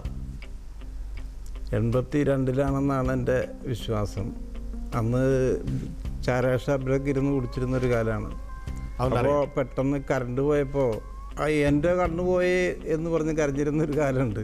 82 sir പറഞ്ഞിരിക്കുന്നത്. നമുക്കൊന്ന് നോക്കി നോക്കാം. 1982 റൈറ്റ് ആൻസർ. ലോകത്ത് ആർക്കെങ്കിലും മദ്യപാനി എന്ന് വിളിക്കുന്നത് ഇഷ്ടമുണ്ടാവും? ഭാര്യയും മക്കളും അമ്മയും ഒക്കെ സങ്കടപ്പെടുന്നുണ്ട്. എനിക്കിതുകൊണ്ട് പ്രത്യേകിച്ച് കാര്യമൊന്നുമില്ല, അതൊക്കെ അയാൾക്ക് അറിയാം. പക്ഷേ എന്ത് ചെയ്യുമെന്ന് അറിയില്ല നിർത്താൻ. ഒരിക്കൽ സ്റ്റാർട്ട് ചെയ്താൽ പിന്നെ അവന് നിർത്താൻ പറ്റുന്നില്ല സ്വയം. പിന്നെ എന്താ ചെയ്യണ്ടേ? ഈ അവസരത്തിലാണ് എല്ലാവരും കൂടി ചേർന്നവരോട് നിർത്ത് നിർത്ത് നിർത്ത് എന്ന് പറയണത്. അപ്പോൾ സ്വാഭാവികമായിട്ടും ഈ മൂർഖൻ്റെ മാതിരി കൊത്തും, അവൻ തിരിഞ്ഞു നിൽക്കും. അപ്പോൾ അതുപോലെ തന്നെ നമ്മുടെ കേരളത്തിലുള്ള ആൾക്കാർ, പ്രത്യേകിച്ച് ഭാര്യമാർ, ഈ മദ്യപിച്ച് വരുന്ന ഭർത്താവിനെ ഉപദേശിക്കുന്ന സമയം എപ്പോഴാണ്? അവർ കള്ളുടിച്ച് വരുമ്പോൾ ഉപദേശിച്ചിട്ട് കാര്യമില്ല, വെളിവില്ല ചെയ്ത്താൻ, അങ്ങനെ പറയാം. പിറ്റേ ദിവസം അതിരാവിലെയാണ് ചേട്ടാ ഇങ്ങനെ പോയാൽ ശരിയാവില്ല എന്ന് പറയാം. അപ്പോൾ രാവിലെ പറയാം, രാവിലെ ആകുമ്പോൾ ഫ്രഷ് ആയിരിക്കുമല്ലോ. അല്ല, ആ സമയത്ത് ഇയാൾ ക്രേവിങ്ങിൻ്റെ ഒരു സമയമാണ്, ഹാങ് ഓവർ എന്ന് പറയുന്ന സംഭവം. അപ്പോൾ അയാൾക്ക് 2 പെഗ് അടിക്കാനായിട്ട് എന്താ മാർഗം എന്ന് ആലോചിച്ചിരിക്കുന്ന സമയത്താണ് നമ്മൾ പറയുന്നത് ചേട്ടാ കുടിക്കില്ലേ എന്ന് പറയുന്നത്. അതൊരു കാര്യം ഉണ്ടാവില്ല, ഒരു തരത്തിലും സ്വാധീനിക്കാൻ പറ്റില്ല. പക്ഷേ അയാളുടെ നോർമൽസി, ഒരു കള്ളുകൂടിയൻ്റെ നോർമൽസി എന്ന് പറയുന്നത് 2 പെഗ് നന്നായി കുടിക്കുന്ന ഒരാൾക്ക്. അതെ, അയാൾ 2 പെഗ് അടിച്ചിരിക്കുമ്പോൾ അവനോട് സ്നേഹമായിട്ട് നമുക്കിത് ഇങ്ങനെ പോയാൽ ശരിയാവുമോ എന്ന് ചോദിച്ചാൽ അവൻ കരയും. അവൻ്റെ മനസ്സ് അപ്പോഴാണ് നമുക്ക് മനസ്സിലാക്കാൻ പറ്റുക. വലിയ സങ്കടത്തോടുകൂടി പറയും നിർത്താൻ പറ്റുന്നില്ല, എന്താ ചെയ്യുക. ലോകത്ത് ഏറ്റവും കൂടുതൽ സ്വാതന്ത്ര്യം അനുഭവിക്കുന്ന കക്ഷിയാണ് മദ്യപാനി. അവൻ എവിടെ വേണമെങ്കിലും കിടക്കാം. ആ സ്വാതന്ത്ര്യം അനുഭവിച്ചിരിക്കുന്ന ഒരു കക്ഷിയെ ജയിലിൽ പിടിച്ചിട്ടാൽ അവനവിടെ കിടക്കുമോ? അവിടെ കിടന്ന് ബോധവൽക്കരിക്കാൻ പറ്റുമോ? ഞങ്ങളുടെ സെൻറ്ററിൻ്റെ പ്രത്യേകത, ഞങ്ങൾക്ക് ഗേറ്റ് ഇല്ല, പുനർജനിക്ക് ഇല്ല. അവിടെ വരുന്ന അയാളെ ഞങ്ങൾ സ്വീകരിക്കുന്നത് ചെറുതടിക്കണ അകടി അങ്ങനെ ചോദിച്ചിട്ടാണ്. അതിലൂടെ അവൻ്റെ പ്രശ്നം തീർന്നു. അവൻ ഒരു പെഗടിച്ച അവൻ സന്തോഷമായി, അത് കുഴപ്പമില്ലാത്ത സ്ഥലമാണല്ലോ. പക്ഷേ 1-2 ദിവസങ്ങൾക്കുള്ളിൽ അവന് സ്വയം മനസ്സിലാവും ഈ വിഡ്രോവൽ പ്രോബ്ലംസ് ഒക്കെ ഒഴിവാക്കാനായിട്ട്. അത് ഗ്രാജുവലി സ്ഥിരമായി മദ്യപിച്ചുകൊണ്ടിരിക്കുന്ന ആൾക്ക് പെട്ടെന്ന് ഒരു ദിവസം മദ്യം നിർത്തി കഴിഞ്ഞാൽ ഉണ്ടാകുന്ന പ്രശ്നങ്ങൾ അതെല്ലാം ഗ്രാജുവലി ഒഴിവാക്കാൻ വേണ്ടി കുറേശ്ശെ മദ്യം കൊടുത്തുകൊണ്ടിരിക്കും. നമ്മൾ വരുന്ന സമയത്ത് അവർ കൊടുക്കും, മദ്യം കൊടുക്കും. വീണ്ടും അവരിൽ ഒരാളെ നമ്മൾ മാറും. അത് തന്നെ. അതിനുശേഷം ഗ്രാജുവലായിട്ട് ഇത് കുറച്ച് വരും. അപ്പോൾ ആ സമയങ്ങളിൽ അവിടെ കിടക്കുന്ന പേഷ്യൻസ് ഉണ്ട്. അവരും പുതിയതായിട്ട് വരുന്ന ആൾക്കാർ കാണിക്കുന്ന ഈ കോപ്രാണ്ടികൾ, കള്ളുകുടിച്ചതിന് ശേഷമുള്ള പെർഫോമൻസ്, അതും അവൻ്റെ ഭാര്യയും മക്കളും അനുഭവിക്കുന്ന സങ്കടവും ഒക്കെ കാണുമ്പോഴാണ് ഈ മനുഷ്യന് കുറേശ്ശെ നമ്മൾ പ്രൊവോക്ക് ചെയ്യും സാർ. അങ്ങനെ ഒരു മദ്യം കൊടുത്തിട്ട് അത് ആദ്യത്തെ ദിവസം മാക്സിമം, എന്തായാലും അവസാനത്തെ ദിവസമല്ലേ കേട്ടി പൂശിക്കര എന്നാ പറഞ്ഞാൽ അവൻ വെച്ച് പെരുക്കും. അപ്പോൾ അങ്ങനെ കുടിക്കുമ്പോൾ അവനെ ഒന്ന് പ്രൊവോക്ക് ചെയ്താൽ മതി. അതിട്ടാ വലിയ പുലിയായതിൻ്റെ ഷേപ്പ് എന്നെയാ. എനിക്ക് ഉമ്മചാണ്ടി ഞാൻ വിളിച്ചങ്ങോട്ട് വരും, അതറിയാം എനിക്ക്, എന്നോട് വേണ്ടട്ടാ. അങ്ങനെ അവൻ്റെ തനി സ്വഭാവം വരും. അവന് ഭാര്യയെക്കുറിച്ചുള്ള അഭിപ്രായം, മക്കളെക്കുറിച്ചുള്ള അഭിപ്രായം, പലരും. അപ്പോൾ അങ്ങനെയുള്ള സമയത്ത് ഇവൻ്റെ മനസ്സിൽ ആരൊക്കെയാണ് എന്തൊക്കെയാണ് ഇവനെ ശരിക്കും പ്രോബ്ലംസ് എന്ന് നമുക്ക് ഏകദേശം ഒരു ഗസ് ചെയ്യാൻ പറ്റും. അപ്പോൾ അന്നത്തെ പെർഫോമൻസ് വളരെ ഉണ്ണീശമാരി അവസാനം ഈ സാധനത്തിനെ പിടിച്ചുകൊണ്ടുപോയി കിടത്തേണ്ടി വരും. അപ്പോൾ അതൊക്കെ അവൻ അന്ന് നേരം വെളുക്കുമ്പോൾ ഇത് തലേദിവസം ഒന്നും അറിയില്ല എന്തൊക്കെ സംഭവിച്ചു. ബ്ലാക്ക് ഔട്ട് എന്ന് തന്നെ അതിൽ പറയാം. തലേദിവസം സംഭവിച്ച കാര്യങ്ങളൊന്നും തലച്ചോറിൽ രജിസ്റ്റർ ചെയ്യില്ല. അപ്പോൾ അയാൾക്ക് ഇതൊന്നും ഇതായിട്ട് അറിയില്ല. സത്യം അത് റെക്കോർഡ്. പുതിയ പേഷ്യൻ്റ് വരുമ്പോൾ അവൻ കാണിക്കുന്ന ഓരോ കോപ്രാണ്ടി കാണുമ്പോഴാണ് ഇവന് തോന്നുക, അയ്യേ ഇതുപോലെ തന്നെയല്ലേ ഞാനും ചെയ്തിട്ടുണ്ടാവുക. ആ തിരിച്ചറിവ് അവന് മനസ്സിലായി. അത് 21 ദിവസം കഴിയുമ്പോഴേക്കും 10-21 പേഷ്യൻസിനെ കാണുകയാണ്. അപ്പോൾ ഓരോ ദിവസവും അവന് സ്വയം തീരുമാനിക്കും, ഓ ശരിയല്ല അത്, ഞാനിനി ആ പരിപാടിക്ക് പോവില്ല. അപ്പോൾ ഒപ്പം രോഗമാണ്, ഇതിൻ്റെ സിംറ്റംസ്, അവൻ്റെ ജീവിതം, ഇതെല്ലാം അവിടെ റിവീൽ ചെയ്യപ്പെടും. ഒന്നും ഒളിച്ചു വയ്ക്കാൻ പറ്റില്ലാത്ത ആൾക്കാരാണ് കള്ളുടിയന്മാർ. അവർ കൺഫസ് ചെയ്യും. അപ്പോൾ തുറന്ന് സംസാരിക്കുമ്പോൾ അവരുടെ മനസ്സിന് ഭയങ്കര റിലീഫാണ്. അതുപോലെ ഭാര്യമാരും തുല്യ ദുഃഖിതരാ, അവരും അവരുടെ മനസ്സിലുള്ള സങ്കടങ്ങൾ ഷെയർ ചെയ്യും. അപ്പോൾ സ്വാഭാവികമായിട്ടും 21 ദിവസം കഴിഞ്ഞ് പോകുമ്പോഴേക്കും അവരൊരു ഡിസിഷൻ എടുക്കുകയാണ്, ഇനി ഇല്ല. അത് ജീവിതാവസാനം വരെ ഒരു തീരുമാനം എടുത്ത് ഇറങ്ങണം എന്ന് പറയില്ല ഞങ്ങൾ. ഈ ഒരു ദിവസത്തേക്ക് 200 ഒക്കെ നാളെ കടന്ന് പണ്ട് ചായക്കടയിലൊക്കെ എഴുതി വെച്ചിരുന്നു. അതുപോലെ ഇന്നൊരു ദിവസത്തേക്ക് കൂടി നിർത്തുക, അത്രേ വേണ്ടൂ. 24 hours കുടിക്കാതിരിക്കാൻ പറ്റും, ആർക്കും പറ്റും. ഈ 21 ദിവസം എന്താണ് എന്തെങ്കിലും പ്രത്യേകത ഉണ്ടോ? അല്ല, ആ പീരീഡിൽ 3 സ്റ്റേജസ് ആയിട്ടാണ് നമ്മളതിനെ കാണുക. 3 ആഴ്ചകൾ. 3 ആഴ്ച. ആദ്യത്തെ ആഴ്ചയിൽ ഈ വിഡ്രോവൽസ് എല്ലാം കഴിഞ്ഞ് നോർമൽസിയിലെത്തണം. രണ്ടാമത്തെ ആഴ്ച എത്തുമ്പോഴാണ് ഇവൻ ശരിക്കും ഇതിൻ്റെ കാര്യങ്ങളൊക്കെ മനസ്സിലാക്കി വരും. 3ാമത്തെ ആഴ്ച ഒരു ഡിഫൻസ് മെക്കാനിസം. ഇപ്പോൾ ആദ്യം വന്ന പേഷ്യൻ്റ് പോകുമ്പോൾ അപ്പോഴേക്കും പുതിയ പേഷ്യൻറ്റിനെ ഒഴിച്ചു കൊടുക്കുന്ന ഇയാളായിരിക്കും.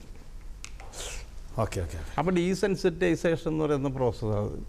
അപ്പോൾ അവിടെ ഈ മദ്യം കണ്ടാലും വായിൽ വെള്ളം ഊറിയിരുന്ന കക്ഷിക്ക് ഇപ്പോൾ ഒഴിച്ചു കൊടുക്കുമ്പോൾ ആ പാവത്തിനെ വെറുതെ ഞാനായിട്ട് വേണ്ട അങ്ങനെ പറയുന്നൊരു അവസ്ഥയിലേക്ക് അവൻ എത്തിക്കുക. അപ്പോൾ പുറത്തിറങ്ങിയാൽ ആൾക്കാർ കളിയാക്കുക, പിന്നെ പുണ്യാളായി അങ്ങനെയൊക്കെ പറഞ്ഞ് കളിയാക്കുന്ന ആൾക്കാരെ എങ്ങനെ ഫേസ് ചെയ്യണം, എങ്ങനെ നമുക്ക് ഇനി മുന്നോട്ട് പോകണം, നിങ്ങളുടെ എത്ര സുഹൃത്തുക്കൾ ഇവിടെ കാണാൻ വന്നിട്ടുണ്ട്. അപ്പോൾ ആ സൗഹൃദങ്ങൾ, റിയൽ സൗഹൃദങ്ങൾ ഏതാണ്, അല്ലാത്തത് ഏതാണ്, ഇതൊക്കെ അവന് മനസ്സിലാവും. അവൻ്റെ നഷ്ടങ്ങൾ എല്ലാം മനസ്സിലാവും. ഒപ്പം ഭാര്യയും കൂടെ സപ്പോർട്ട് ചെയ്യുന്നൊരു മാനസികാവസ്ഥയിലെത്തും. അപ്പോൾ ഹോൾ ഫാമിലി ഒരു റീബർത്ത്, അതാണ് ഞങ്ങൾ പുനർജനി എന്ന് പേര്. ഇത് 100% വിജയമാണോ സാർ? 100% ഒരു പരിപാടിയും വിജയമാവില്ല. ഈ അവേർഷൻ തെറാപ്പി എന്ന് പറയുമ്പോൾ അത് മദ്യപിച്ചാൽ ശരീരത്തിൽ അലർജി ഉണ്ടാക്കുന്ന തരം മരുന്നുകളുണ്ട്, അത് നമ്മൾ കൊടുക്കുകയാണ് ചെയ്യുക. അത് ഗുളിക രൂപത്തിലോ ഇഞ്ചക്ഷനൊക്കെ ആയിട്ട് കൊടുത്താൽ പിന്നീട് മദ്യപിക്കുമ്പോൾ ഈ അലർജി ഉണ്ടാവും. അതെ, അതാണ് നമ്മുടെ മദ്യപരറിയാതെ പാലിൽ കലക്കി കൊടുക്കുന്ന പരിപാടി. അതെ, 3 ദിവസമൊക്കെ അയാൾ കഴിക്കും. അന്നൊക്കെ അടിച്ചു നോക്കുമ്പോൾ ചൊറിച്ചിൽ വരും. 4ാമത്തെ ദിവസം ഇവനും ബുദ്ധിയുള്ളതാണേ. അപ്പോൾ അവനിങ്ങനെ ആലോചിക്കും, കാലത്തെ ഭാര്യ പാല് തരാൻ തുടങ്ങിയിട്ട് 3 ദിവസമായി, ചൊറിച്ചിലും ഉണ്ട്. 4ാമത്തെ ദിവസം പാലും കൊണ്ടുവരുമ്പോൾ നീ പകുതി കുടിക്കിട്ടാ, ഞാൻ മാത്രം അങ്ങനെ നന്നായാൽ പോരല്ലോ. അപ്പോൾ അവൾ കുടിക്കില്ല. അപ്പോൾ അവന് കാര്യം പിടികിട്ടും. 2 ടീ കൊടുക്കും, അന്ന് വൈകുന്നേരം ഫുള്ളായിട്ട് അടിക്കുകയും ചെയ്യും. അപ്പോൾ അതിനേക്കാൾ നമ്മുടെ തിരിച്ചറിവാണ് അത് ഏറ്റവും പ്രധാനം. ഇതൊരു അസുഖമാണെന്നും ഇതിൽ നിന്ന് നമ്മൾ മുക്തരായ മാത്രമേ നമുക്ക് മറ്റു കാര്യങ്ങളിലേക്ക് എത്തപ്പെടാൻ പറ്റും. തിരിച്ചറിവ് ഉണ്ടാക്കിയെടുക്കുന്ന തരത്തിലേക്ക് അതിനെ ട്രീറ്റ് ചെയ്യണം. അതെ, അപ്പോൾ അതുണ്ടാവും. അപ്പോൾ ഭയങ്കര ഫ്രീഡത്തോട് കൂടിയിട്ടാണ്. അപ്പോൾ അവർക്ക് എല്ലാവരും സ്വന്തം വീടുമായി കരുതുന്ന ഒരു സ്ഥലം. പിന്നെ ഈ ഫോളോ അപ്പ് എന്ന് പറയുന്നതും ഒരു ഡിഫറെൻ്റ് ആയിട്ടുള്ള മെത്തേഡാണ്. ഞങ്ങൾ ഒരിക്കൽ അവിടെ വന്ന് ട്രീറ്റ്മെൻറ്റ് കഴിഞ്ഞിട്ടുള്ള കക്ഷികൾ അവർക്ക് എന്നും വരാം, സ്വന്തം വീട് വരെ. എപ്പോൾ എന്തൊക്കെ ടെൻഷൻ ഉണ്ടെങ്കിലും അവിടെ വരാം. അപ്പോൾ നെറ്റ് വർക്ക് പോലെയാണ്. നമ്മളവിടെ നിന്ന് വന്നിട്ടുള്ള ആൾക്കാരെല്ലാവരും തമ്മിൽ അങ്ങോട്ടും ഇങ്ങോട്ടും കണക്ട് ചെയ്തിട്ടുണ്ട്. അപ്പോൾ എല്ലാ ഒക്കേഷൻസിനും എന്തെങ്കിലും വിശേഷണം ഞങ്ങളവിടെ സെലിബ്രേറ്റ് ചെയ്യും. അപ്പോൾ ഇവരെല്ലാവരും മെസ്സേജ് അയച്ചാൽ അവർ ഇങ്ങനെ ഫോർവേഡ് ചെയ്ത് എല്ലാവരും അറിയും. അപ്പോൾ എന്ത് വിഷയം ഉണ്ടായാലും, ഒരു ആക്സിഡൻറ്റ് പറ്റി, അപ്പോൾ ഓടിയെത്താൻ പറ്റിയ എല്ലാ ആൾക്കാരും നമ്മുടെ ലിസ്റ്റിലുണ്ട്, ജില്ലയിലുള്ള ആൾക്കാരുണ്ട്. അപ്പോൾ എപ്പോഴും എന്തിനും സഹായം അവരുടെ ഭാഗത്ത് പല കാലുവെട്ടണമെങ്കിൽ പെട്ടാട്ടാ, അതിന് പറ്റിയ ആൾക്കാർ നമ്മുടെ കൂടി ഉണ്ട്. അതാണ് പോലീസ് ഉദ്യോഗസ്ഥന്മാരായാലും രാഷ്ട്രീയ പ്രവർത്തകരായാലും എല്ലാ മേഖലയിലുള്ള ആൾക്കാരും വന്നുപെടുന്നൊരു രോഗമാണ് ഇത്. അപ്പോൾ അവരൊക്കെ തമ്മിലൊരു സൗഹൃദം, വല്ലാത്ത ആത്മബന്ധമാണ് ഇത് ഉണ്ടാക്കുക.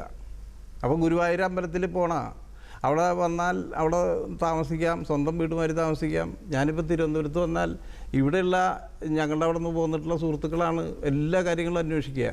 അവരെല്ലാം ഇപ്പോൾ ഇത് വളരെ ഇതായിട്ട് കഴിയുന്നവരാണല്ലേ? അവരൊക്കെ നമ്മളെ ഭയങ്കര അവർ അവിടെ നിന്നൊക്കെ വന്നതിന് ശേഷം വീണ്ടും ഒരു തരത്തിലും രക്ഷപ്പെടാത്ത ആൾക്കാരുണ്ടോ? തീർച്ചയായിട്ടും ഉണ്ട്. അത് ഫാമിലിയുടെ സപ്പോർട്ട്, പിന്നെ നമ്മുടെ സർക്കംസ്റ്റൻസ് ആണ് പ്രധാനം, നമ്മുടെ സാഹചര്യങ്ങളാണ്. കാരണം നമ്മൾ ചെറിയ പ്രായത്തിൽ തന്നെ നമ്മുടെ ഫ്രണ്ട്സ് സർക്കിള്, നമ്മുടെ വീടിന്റെ പരിസ്ഥിതി, പിന്നെ ചില ആൾക്കാർ റൈറ്റ് ഓഫ് ചെയ്യും ഇനി രക്ഷപ്പെടില്ല എന്ന് അയാൾ തന്നെ തീരുമാനിക്കും. അത്ര ആൾക്കാരെ മോട്ടിവേറ്റ് ചെയ്യിക്കാനായിട്ട് പറ്റണം. ലോകത്താർക്കും പറ്റില്ല. അതുപോലെ പ്രധാനമായിട്ടും പാരൻറ്റിങ്ങിൻ്റെ ഒരു കുഴപ്പമാണ്. വളരെ സ്ട്രിക്റ്റായിട്ടും പിന്നെ അങ്ങനെയൊക്കെ വളർത്തുകയാണ് കുട്ടികളെ. അവരെ എൻജിനീയറും ഡോക്ടറും ആക്കാൻ വേണ്ടി ഇങ്ങനെ കമ്പനിയാണ്. അതെ. അപ്പോൾ അതിൽ നിന്നൊരു റിലീഫ് എന്നുള്ള നിലയ്ക്കാണ് അവർ ഈ ആദ്യത്തെ ഒരു കമ്പനിയും ഗെറ്റ് ടുഗദറും ബിയറിൽ ആരംഭിക്കുന്നത്. ഇപ്പോൾ സ്വാതന്ത്ര്യമാണ് ഏറ്റവും പ്രധാനം. തീർച്ചയായിട്ടും അത് ശരിയെന്ന് മനസ്സിലാക്കാൻ. നമ്മൾ അപ്പോൾ ഈ കൂട്ടിലിട്ടിരിക്കുന്ന പാമ്പുകൾക്ക് തോന്നുമോ എപ്പോഴെങ്കിലും പുറത്തിറങ്ങിയ വാവ സുരേഷൻ കൊത്തണമെന്ന്? ഒരിക്കലും തോന്നുന്നില്ല, ഒരിക്കലില്ല. ഇപ്പം നമ്മൾ രണ്ടോട് നിൽക്കുകയാണ്, നമ്മൾ ഈ പാമ്പ് തുറന്നു വിട്ടാൽ അത് ഓടി എങ്ങോട്ടെങ്കിലും പോയി കയറും, അല്ല മാളത്തിലും പോയി. അല്ല, എൻ്റെ കളിക്കൂട്ടുകാരൻ എൻ്റെ കളിത്തോഴനാണെന്ന് പറഞ്ഞ് സുരേഷിൻ്റെ അരികിലേക്ക് വരുമോ? ഇല്ല, ഒരിക്കലും. കാരണം എന്താ വെച്ചാൽ പാമ്പുകളെ കുറിച്ച് നമ്മുടെ പൂർവികർ പറഞ്ഞ ഒത്തിരി കഥകൾ പാമ്പുകൾക്ക് കാഴ്ചയുണ്ട് എന്ന്. ആ പാമ്പുകൾക്ക് കാഴ്ചയില്ല. ഇല്ല, പാമ്പുകൾ അത് നമുക്ക് കുട്ടികൾക്ക് അറിയാൻ തോന്നുന്നു, എന്നാലും ശ്രദ്ധിച്ചോളൂ. അല്ലെങ്കിൽ മുതിർന്നവർക്ക് പാമ്പുകൾക്ക് കാഴ്ചയില്ല, അത് അതിന്റെ സ്പർശനം കൊണ്ടാണ് അറിയുന്നല്ലേ. ഷാഡോ ഷാഡോ കിട്ടും. അതാണ് നമ്മളൊരു പാമ്പിൻ്റെ അടുത്ത് ഒരു വെള്ളമുണ്ടോ വെള്ള ഷൂവോ ഒക്കെ ഉപയോഗിച്ച് വെള്ള ഡ്രസ്സ് ഇട്ട് കഴിഞ്ഞാൽ അവർക്ക് എയിം ചെയ്യാൻ കഴിയില്ല. പക്ഷേ നമ്മൾ കളർഫുള്ളായിട്ടുള്ളൊരു ഡ്രസ്സ് ഇട്ടുകൊണ്ട് പോയി ഒരു കറുത്ത പാൻസ് ഉപയോഗിച്ചുകൊണ്ട് പോകും, നമുക്ക് തിരിച്ചറിയാം, പെട്ടെന്ന് അതിലേക്ക് ശ്രദ്ധിച്ച് ബൈറ്റ് ചെയ്യാൻ പറ്റും. അതുകൊണ്ടാണ് കാഴ്ചയില്ല എന്നുള്ളതിൻ്റെ തെളിവാണ് പൂർവ്വികർ വന്ന് പാമ്പിനെ കാണുമ്പോൾ കണ്ണിലേക്ക് വെട്ടം തെളിയിക്കണം. പാമ്പിൻ്റെ കാഴ്ച എന്നാൽ അന്ധതയാണ്. അപ്പോൾ ആ കണ്ണിലേക്ക് വെട്ടം തെളിയിക്കുമ്പോൾ ഇദ്ദേഹത്തിന് അന്ധത കിട്ടത്തില്ല, മൂവ് ചെയ്യാൻ കഴിയില്ല. അവിടെ എങ്ങനെ ഷാഡോ കിട്ടിയാലേ, ഇരുട്ട് കിട്ടിയാലേ മൂവ് ചെയ്യാൻ കഴിയും. അതുകൊണ്ട് നമ്മുടെ അതിരിനോടൊക്കെ ചേർന്ന് പോകുമ്പോൾ പെട്ടെന്ന് പോകുമ്പോൾ പെട്ടെന്ന് സൈഡിലേക്ക് ഒരു കറുപ്പ് മാളം അതിലേക്ക് പെട്ടെന്ന് അതാണ് അതിൻ്റെ അർത്ഥം. അത് അവൻ്റെ ഷെൽട്ടറാണ്. അതുപോലെ നിങ്ങൾ കണ്ണിൽ നോക്കുന്നതാണ്. ഒന്ന് ഞാൻ 2 പ്രാവശ്യം ഞാനിപ്പോൾ BBC-യുടെ ഒരു പരിപാടിയിൽ എൻ്റെ ഒരു സംഭവം ഞാൻ സബ്മിറ്റ് ചെയ്തിട്ടുണ്ട്. അതിൽ കാരണം ഞാൻ കിങ് കോബ്രയൊക്കെ പിടിച്ചു കഴിഞ്ഞാൽ അവരുടെ നാക്ക് എൻ്റെ നാക്കിലേക്ക് ഞാൻ മുട്ടിക്കുമായിരുന്നു. അപ്പോൾ അദ്ദേഹം എൻ്റെ നാക്കിലേക്ക് ഇങ്ങനെ തട്ടുമ്പോൾ അദ്ദേഹം തന്നെ നാക്ക് ഇങ്ങനെ അദ്ദേഹത്തിൻ്റെ നാക്ക് എൻ്റെ നാക്കിലേക്ക് അകത്തേക്ക് കടത്തി വിടുന്നതായി കാണാൻ പല ചിത്രങ്ങളും കാണാൻ പറ്റും. അപ്പോൾ ഞാനതിൽ നിന്ന് പഠിച്ചൊരു പാഠം, പാമ്പുകൾക്ക് കാഴ്ചയില്ല, കേൾവിയില്ല, ഓർമ്മയില്ല. കേൾവിയില്ല, തരംഗങ്ങൾ മാത്രം സ്കിന്നുകൊണ്ട് തിരിച്ചറിയുന്നു, വയറ്റിൻ്റെ അടിയിലെ സ്കിന്നുകൊണ്ടാണ് തിരിച്ചറിയുന്നത്. കേൾവിയില്ല എന്ന് പറയുന്നത്. അതുപോലെ തന്നെ പിന്നെ ഉള്ളത് ഓർമ്മശക്തി ഇല്ലാത്ത ജീവിയാണ് ഇവ. 2 കാര്യങ്ങൾ ഇവയ്ക്ക് ഓർമ്മയുണ്ട്, ഭക്ഷണം തേടുക, ഓടി മാളത്തിലൊളിക്കുക. അത് കഴിഞ്ഞാൽ മൂക്കുകൊണ്ട് സ്മെല്ലെടുക്കാൻ കഴിയാത്ത ജീവിയാണ്. മൂക്കിൻ്റെ സ്ഥലത്ത് ചെറിയ 2 ഹോൾസ് മാത്രം, മണമെടുക്കാൻ കഴിയും. ഇവ തിരിച്ചറിയുന്നത് നാക്കുകൊണ്ടാണ്. അതിനാണ് നാക്ക് പുറത്തേക്ക് ഇടുന്നത്. അപ്പോൾ ഈ കിങ് കോബ്ര പിടിക്കുമ്പോൾ അദ്ദേഹത്തിൻ്റെ നാക്ക് എൻ്റെ നാക്കിലേക്ക് ടച്ച് ചെയ്യുമ്പോൾ എൻ്റെ ശരീരത്തിന് മൊത്തം അവർ സ്കാൻ ചെയ്യുന്നു. അവരുടെ ഒരു സ്കാനറാണത്. സ്കാൻ ചെയ്യുന്നതായിട്ട് തിരിച്ചറിയുന്നുണ്ടോ എന്നെനിക്കൊന്നറിയണമായിരുന്നു. അങ്ങനെ ഞാനൊരു ഈ 47 കിങ് കോബ്ര പിടിച്ചതിൽ ഏകദേശം ഒരു 30-35 ഞാനിങ്ങനെ ചെയ്തു. അപ്പോൾ കഴിഞ്ഞ 3 വർഷങ്ങൾക്ക് മുന്നേ എൻ്റെ വിരലിലൊരു മുറുക്കൻ പാമ്പിൻ്റെ കടിയേറ്റ് ഞാൻ വിരൽ ആംബ്യൂട്ട് ചെയ്തിട്ട് ട്രീറ്റ്മെൻറ്റ് കഴിഞ്ഞ് വീട്ടിൽ വന്നതിൻ്റെ അടുത്ത് അന്നാണ് എന്നെ തെമ്മലയെന്ന് വിളിക്കുന്നത്, ഫോറസ്റ്റ് ഓഫീസിൽ രാജവമ്പാലയെ കണ്ടത്. ഞാൻ ആ രാജവമ്പാല പിടിച്ച് ചാക്കിൽ എനിക്ക് വയ്യ, ഞാൻ ഹോസ്പിറ്റലിൽ നിന്ന് റിലീസായി വന്നതേ ഉള്ളൂ, ഡിസ്ചാർജ് വാങ്ങി വീട്ടിലേക്ക് വന്ന് കയറിയത്. അത് ചെന്ന് പിടിച്ച് ചാക്കിലാക്കി ഇപ്പോൾ തൊട്ടടുത്തുനിന്ന് വീണ്ടും വിളിക്കുന്ന അവിടെ ഒരു രാജവമ്പാല കണ്ടു. 2നെയും പിടിച്ച് അവിടെ ഓഫീസിൽ എത്തിച്ചപ്പോൾ നമ്മൾ തിരുവനന്തപുരത്ത് ഒരു സ്നേക്ക് പാർക്കുണ്ട്, പൂജപ്പുര സ്നേക്ക് പാർക്കിൽ ഈ പാമ്പിന് കാര്യവട്ട യൂണിവേഴ്സിറ്റിക്ക് വേണ്ടി അവിടെ ആൻറ്റിവനം റിസർച്ച് ചെയ്യുന്നു, പുതിയ ആൻറ്റിവനം ഡെവലപ്പ് ചെയ്തുകൊണ്ടിരിക്കുക. അപ്പോൾ അവർക്ക് വേണ്ടി വെനം കളക്ട് ചെയ്യാൻ വേണ്ടി പെർമിഷൻ ഉണ്ടായിരുന്നു സർക്കാരിൻ്റെ. അപ്പോൾ ഫോറസ്റ്റിന് ആ പാമ്പിനെ ഇവിടെ കൊടുത്തു, ഇവിടെ റിലീസ് ചെയ്തു, ഇവിടെ കൊണ്ടുവന്ന് ഹാൻഡ് ഓവർ ചെയ്തു. അപ്പോൾ ഈ പാമ്പിനെ കാണാനായിട്ട് ഞാൻ കൂടെ അവിടെ പോകും പാർക്കിലേക്ക്. അപ്പോൾ അവിടെ എൻ്റെ സുഹൃത്ത് ബൈജു എന്ന് പറഞ്ഞ പയ്യനാണ് അവിടെ പാമ്പിനെയൊക്കെ സംരക്ഷിക്കാൻ നിൽക്കുന്നത്. അപ്പോൾ അദ്ദേഹം എന്നോട് പറഞ്ഞു, അളിയൻ വരുമ്പോഴാണല്ലോ ഇവിടുത്തെ കിങ് കോബ്ര എണീറ്റ് നിന്ന് അളിയനെ നോക്കുന്നുണ്ടെന്ന് പറഞ്ഞു. അപ്പോൾ ഞാൻ ഏകദേശം 4-5 മാസം വരെ കൂട്ടിലിത് കിടന്നു. അപ്പോൾ ഞാൻ ചെല്ലുമ്പോൾ ഞാൻ വിചാരിച്ചു ഒന്ന് പതുങ്ങി പോവാം. അപ്പോൾ ഞാനിങ്ങനെ വെളിയിൽ നിന്ന് കയറി വരുമ്പോൾ എന്താതെ തരംഗമൊന്നും ഉണ്ടാക്കാതെ പതുക്കെ വന്നിട്ട് ഇങ്ങനെ നോക്കുമ്പോൾ കറക്റ്റ് അദ്ദേഹം ഇങ്ങനെ എണീറ്റിട്ട് ഞാൻ നിൽക്കുന്ന സൈഡിൽ എന്നെ കാണുന്നില്ല, ഞാൻ ചുവരിൻ്റെ മറവിൽ നിൽക്കുകയാണ്. അദ്ദേഹം നാക്ക് നന്നായിട്ട് ഇങ്ങനെ നീക്കിയിട്ട് അവിടെ തന്നെ ഇങ്ങനെ നോക്കുന്നുണ്ട്, നാക്ക് ചലിപ്പിക്കുന്നുണ്ട്. അങ്ങനെ ഏകദേശം 2 മാസം ഞാൻ സ്ഥിരം 2 ആഴ്ചയിലൊരിക്കൽ ഇങ്ങനെ പോയി തുടങ്ങി. അപ്പോൾ ഞാൻ ചെല്ലുമ്പോൾ മാത്രമേ ഇതേ അങ്ങനെ ചെയ്യുന്നുള്ളൂ. അപ്പോൾ അന്ന് തന്നെ ഞാൻ ഫോറസ്റ്റിൽ DFയുടെ പരാതിപ്പെട്ട് സാറേ ഇതിനെ റിലീസ് ചെയ്യണം, ഇവൻ ഭക്ഷണം കഴിച്ചിട്ട് 6 മാസം ഭക്ഷണം കഴിച്ചില്ല. അപ്പോൾ സഡൻ പെട്ടെന്ന് റിലീസ് ചെയ്തു. അപ്പോൾ ഞാൻ എൻ്റെ ബോഡി അവർ തിരിച്ചറിയുന്നുണ്ടെന്ന് തെളിയിച്ചിട്ട് ഞാൻ BBC-ക്ക് അതൊരു പേപ്പർ ഇപ്പോൾ സബ്മിറ്റ് കൊടുത്തിരിക്കുകയാണ്. അപ്പോൾ അവരത് അതിൻ്റെ ഒരു ഡോക്യുമെൻ്റ് തയ്യാറാക്കാൻ വേണ്ടി ഇപ്പോൾ അടുത്ത 2 മാസങ്ങൾക്കിടയിൽ വരുന്നുണ്ട്. ഇപ്പോൾ അതുകൊണ്ട് രാജമ്പൽ അദ്ദേഹത്തിനെ കാട്ടിൽ വിട്ടു. അതുപോലെ അപ്പോൾ അങ്ങനെ ഒരു ഇൻറ്റിമസി തോന്നിയിട്ട് അതിനെ കൂടെ നിർത്തണമെന്ന് തോന്നിയില്ല? അല്ല, എനിക്ക് തോന്നിയില്ല. കാരണം വെച്ചാൽ അദ്ദേഹത്തിനെ കൂട്ടിക്കിടക്കുമ്പോൾ അദ്ദേഹം മരണപ്പെടുമെന്ന് എനിക്ക് തോന്നി. ഭക്ഷണം കഴിക്കില്ല, പിന്നെ കാട്ടിൽ വിട്ടു അദ്ദേഹത്തിന് 6 മാസം ആവാസ വ്യവസ്ഥയിൽ നിന്ന് മാറിക്കൊണ്ടുവന്നു. അപ്പോൾ അദ്ദേഹത്തിന് പെട്ടെന്ന് റിലീസ് ചെയ്തു കാട്ടിൽ. 6 മാസം ഭക്ഷണം കഴിച്ചില്ല അദ്ദേഹം, കൂട്ടിലൊന്നും കഴിച്ചില്ല. വെള്ളത്തിലിറങ്ങി എപ്പോഴും കുളിക്കാൻ ഭക്ഷണം കിട്ടാറുമ്പോൾ ബോഡിയിൽ ചൂട് കൂടും, ഭക്ഷണം കിട്ടാറുണ്ട്. പിന്നെ നമ്മൾ നേരത്തെ സംസാരിച്ച ഒരു കാര്യം പറഞ്ഞത്, ഇത് കാർബൺ ഡൈ ഓക്സൈഡ് ആണ് പുറത്തേക്ക് വിടുന്നത്. സോറി, കാർബൺ ശ്വസിച്ച് ഫ്രഷ് ഓക്സിജനാണ് പുറത്തേക്ക് തരുന്നത് പാമ്പ്. നമ്മളെല്ലാം കണ്ടു കഴിഞ്ഞാൽ നിസ്സാരമായി കണ്ടു കഴിഞ്ഞാൽ ഇവയെ തല്ലിക്കൊല്ലുന്നു. വേണ്ട, നമ്മൾ നിസ്സാരമായിട്ട് ചിന്തിച്ചാൽ മതി. ആയുർവേദ ഗ്രന്ഥത്തിൽ തന്നെയുണ്ട്, ആയുർവേദത്തിൻ്റെ സിമ്പിൾ തന്നെയാണ്, ആരോഗ്യവകുപ്പിൻ്റെ സിമ്പിൾ തന്നെയാണ് ദണ്ടിൽ ചുറ്റിയിരിക്കുന്ന പാമ്പ് തന്നെയാണ്. അതിൻ്റെ ഒരു കാരണം പണ്ട് താളിയോല ഗ്രന്ഥങ്ങളിൽ എഴുതി വെച്ചിരിക്കുന്നത് ഇങ്ങനെയാണ്: പാമ്പിൻ്റെ ഇന്ന് ഭൂമിയിൽ ഏറ്റവും അമൂല്യം മനുഷ്യൻ്റെ ജീവനാണ്. ആ മനുഷ്യന് ഉണ്ടാകുന്ന മാരകമായ ഒട്ടനവധി അസുഖങ്ങൾക്കുള്ള ഔഷധമാണ് ഈ സാധുജീവിയുടെ ഗ്രന്ഥിയിലുള്ളത്. അതുകൊണ്ടാണ് ആ സാധുജീവിയുടെ ഗ്രന്ഥിയിലുള്ള ഔഷധത്തെ നാഗമാണിക്യമെന്ന് വിളിക്കുന്നത്. നാഗമാണിക്യം എന്നൊരു സാധനം ഇല്ലല്ലോ. നാഗമാണിക്യം എന്ന സംഭവം മൂല്യം നിർണ്ണയിക്കാൻ കഴിയാത്തൊരു വസ്തുവായിട്ട് പറഞ്ഞിരിക്കുന്നതെന്നാണ്. നാഗമാണിക്യം എന്ന് പറഞ്ഞ് നമ്മൾ മുത്തശ്ശ കഥകളിലും അല്ലാതൊക്കെ വായിച്ചിട്ടുള്ള സാധനമേ ഇല്ല. ഒരു തിളങ്ങുന്ന ഒരു സാധനം, അതൊരു ജുവൽസ് ആണ്. ജുവൽസ് ഒരിക്കലും ഭൂമിയിൽ ജീവിച്ചിരിക്കുന്ന ഒരു ജീവികളും ഫോം ചെയ്യത്തില്ല. ഇത് നാഗമണിക്കൊന്നും ഗ്രന്ഥങ്ങളിൽ പറയുന്നത് ഇവയുടെ ഗ്രന്ഥിയിലുള്ള ഔഷധത്തെയാണ്. അപ്പൊ എല്ലാ പാമ്പുകളുടെ ഇതിലും ഈ ഗ്രന്ഥികളെ പറയുന്നതാണ് അത് നാഗമണിക്കെന്ന് പറയുന്നത്. മാണിക്കെന്ന് പറയുന്നത് ഒരു മിത്തായി മാറി. ഒരു മിത്താക്കി നമ്മുടെ മുത്തശ്ശിമാർ. പക്ഷേ അതൊരു നല്ലതായിരുന്നു. പക്ഷേ ചില സാഹചര്യങ്ങൾ അതൊക്കെയാണ്. ചില സ്ഥലങ്ങളിലൊക്കെ പോകുമ്പോൾ പാമ്പിനെ കൊന്നതിന് ശേഷം ഇവർ വായിക്കകത്ത് കമ്പൊക്കെ കുത്തിക്കയറ്റിയിട്ട് നാഗമാണിക്യം നോക്കുന്നത് കാണാം. അപ്പം ഞാൻ പറയും, നിങ്ങൾക്ക് നാഗമാണിക്യം കാണണോ, ഇങ്ങോട്ട് നോക്കുമെന്ന് പറയും. എന്നിട്ട് ഞാനിങ്ങനെ നിന്ന് കൊടുക്കും, എന്നെ കാണുമെന്ന് പറയും. പക്ഷേ അവരെ പരിഹസിക്കുന്നതല്ല, അങ്ങനെ സാധനമില്ല, എന്നെപ്പോലെ ഒരു സാധു ജീവിയാണ് അതൊന്നും. ഞാൻ സാധു എന്ന് ഞാൻ പറയുന്നില്ല, ഞാൻ പറയുന്നത് അവരുടെ ആ തെറ്റായ കഥ മനസ്സിലാ ധാരണ മാറ്റാൻ വേണ്ടിയാണ്. അതുപോലെ ക്യാൻസറിൻ്റെ വേദന സംഹാരിയായിട്ട് പാമ്പിൻ്റെ ആണ് വനത്തിൽ നിന്നാണ് കണ്ടെത്തിയിരിക്കുന്നത്. അപ്പോൾ നമുക്ക് ഹാർട്ട് അറ്റാക്ക് വന്നു. ഹാർട്ട് അറ്റാക്ക് വന്ന ഒരാളിന് ഹാർട്ടിനോടനുബന്ധിച്ച് ബ്ലഡ് കട്ടിയാവും, രക്തം കട്ടി പിടിക്കും. ഈ കട്ടി പിടിക്കുന്ന രക്തത്തെ അലിയിപ്പിക്കാനുള്ള മരുന്നും ഈ പാമ്പിൻ്റെ വനത്തിൽ നിന്നാണ് കണ്ടെത്തിയിരിക്കുന്നത്. അതുപോലെ നമുക്ക് തലയ്ക്ക് ക്ഷതമുണ്ടായി, തലച്ചോറിനകത്ത് രക്തം കട്ടി പിടിച്ചാലും അതിനെ അലിയിപ്പിക്കുന്ന മരുന്നുണ്ട്. അതുപോലെ പാമ്പ് കടികൾക്ക് നാൾ കൊടുക്കുന്ന മറുമരുന്ന് ആൻറ്റിവെനവും, ഇതെല്ലാം പാമ്പിൻ്റെ. പിന്നെ ആയുർവേദങ്ങളിൽ ഒട്ടന് 100-ലേറെ ഔഷധങ്ങൾക്ക് ചേരുവ പാമ്പിൻ്റെ വെനമാണ്, പാമ്പിൻ്റെ പ്രോട്ടീനാണ്, ഔഷധമാണ്. അപ്പോൾ ഇതൊന്നും അറിഞ്ഞു നമ്മുടെ പൊറിയൊരു വിഷപ്പാമ്പ് എന്ന്. അപ്പോൾ താങ്കൾക്ക് ഹാർട്ട് അറ്റാക്ക് വരില്ല? എനിക്ക് 2 കാരണമുണ്ട്. എനിക്ക് ഹാർട്ട് അറ്റാക്ക് വരില്ലെന്ന് എനിക്ക് പറയുന്നത് കാരണം എനിക്ക് 266 കടികളേറ്റതിൽ 9 പ്രാവശ്യം ക്രിട്ടിക്കലായി, മരണത്തെ മുഖാമുഖം കാണേണ്ടി വന്നു. ഇതിൽ 2 പ്രാവശ്യം വെന്റിലേറ്ററായിരുന്നു. ഈ വെന്റിലേറ്റർ എന്നാൽ കൃത്രിമ ശ്വാസം നൽകുന്നത്. അപ്പം നമ്മുടെ ഒരു മനുഷ്യൻ്റെ പഴയ ഒരു അവസ്ഥയിലേക്ക് നമുക്ക് ഒരിക്കലും പോകാൻ കഴിയില്ല. അപ്പോൾ അത് പിന്നെ ഒരു സമയത്ത് ഹാർട്ട് അറ്റാക്ക് വരാം, എനിക്ക് വരാം, വെന്റിലേറ്ററിൻ്റെ സഹായം ഉണ്ടായതുകൊണ്ട്.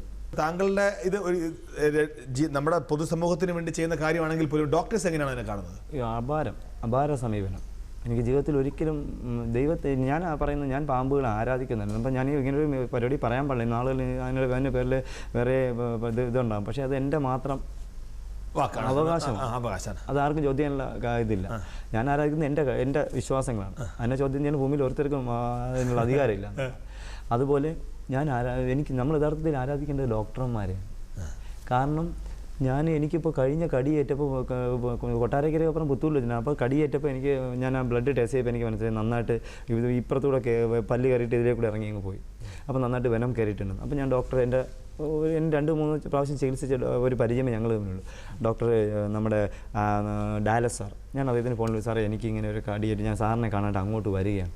അപ്പോൾ ഒരു HOD ആണ് അദ്ദേഹം, എനിക്ക് വേണ്ടി 2.5 മണിക്കൂർ 3 മണിക്കൂർ അവിടെ വെയിറ്റ് ചെയ്തു എന്നാണ്.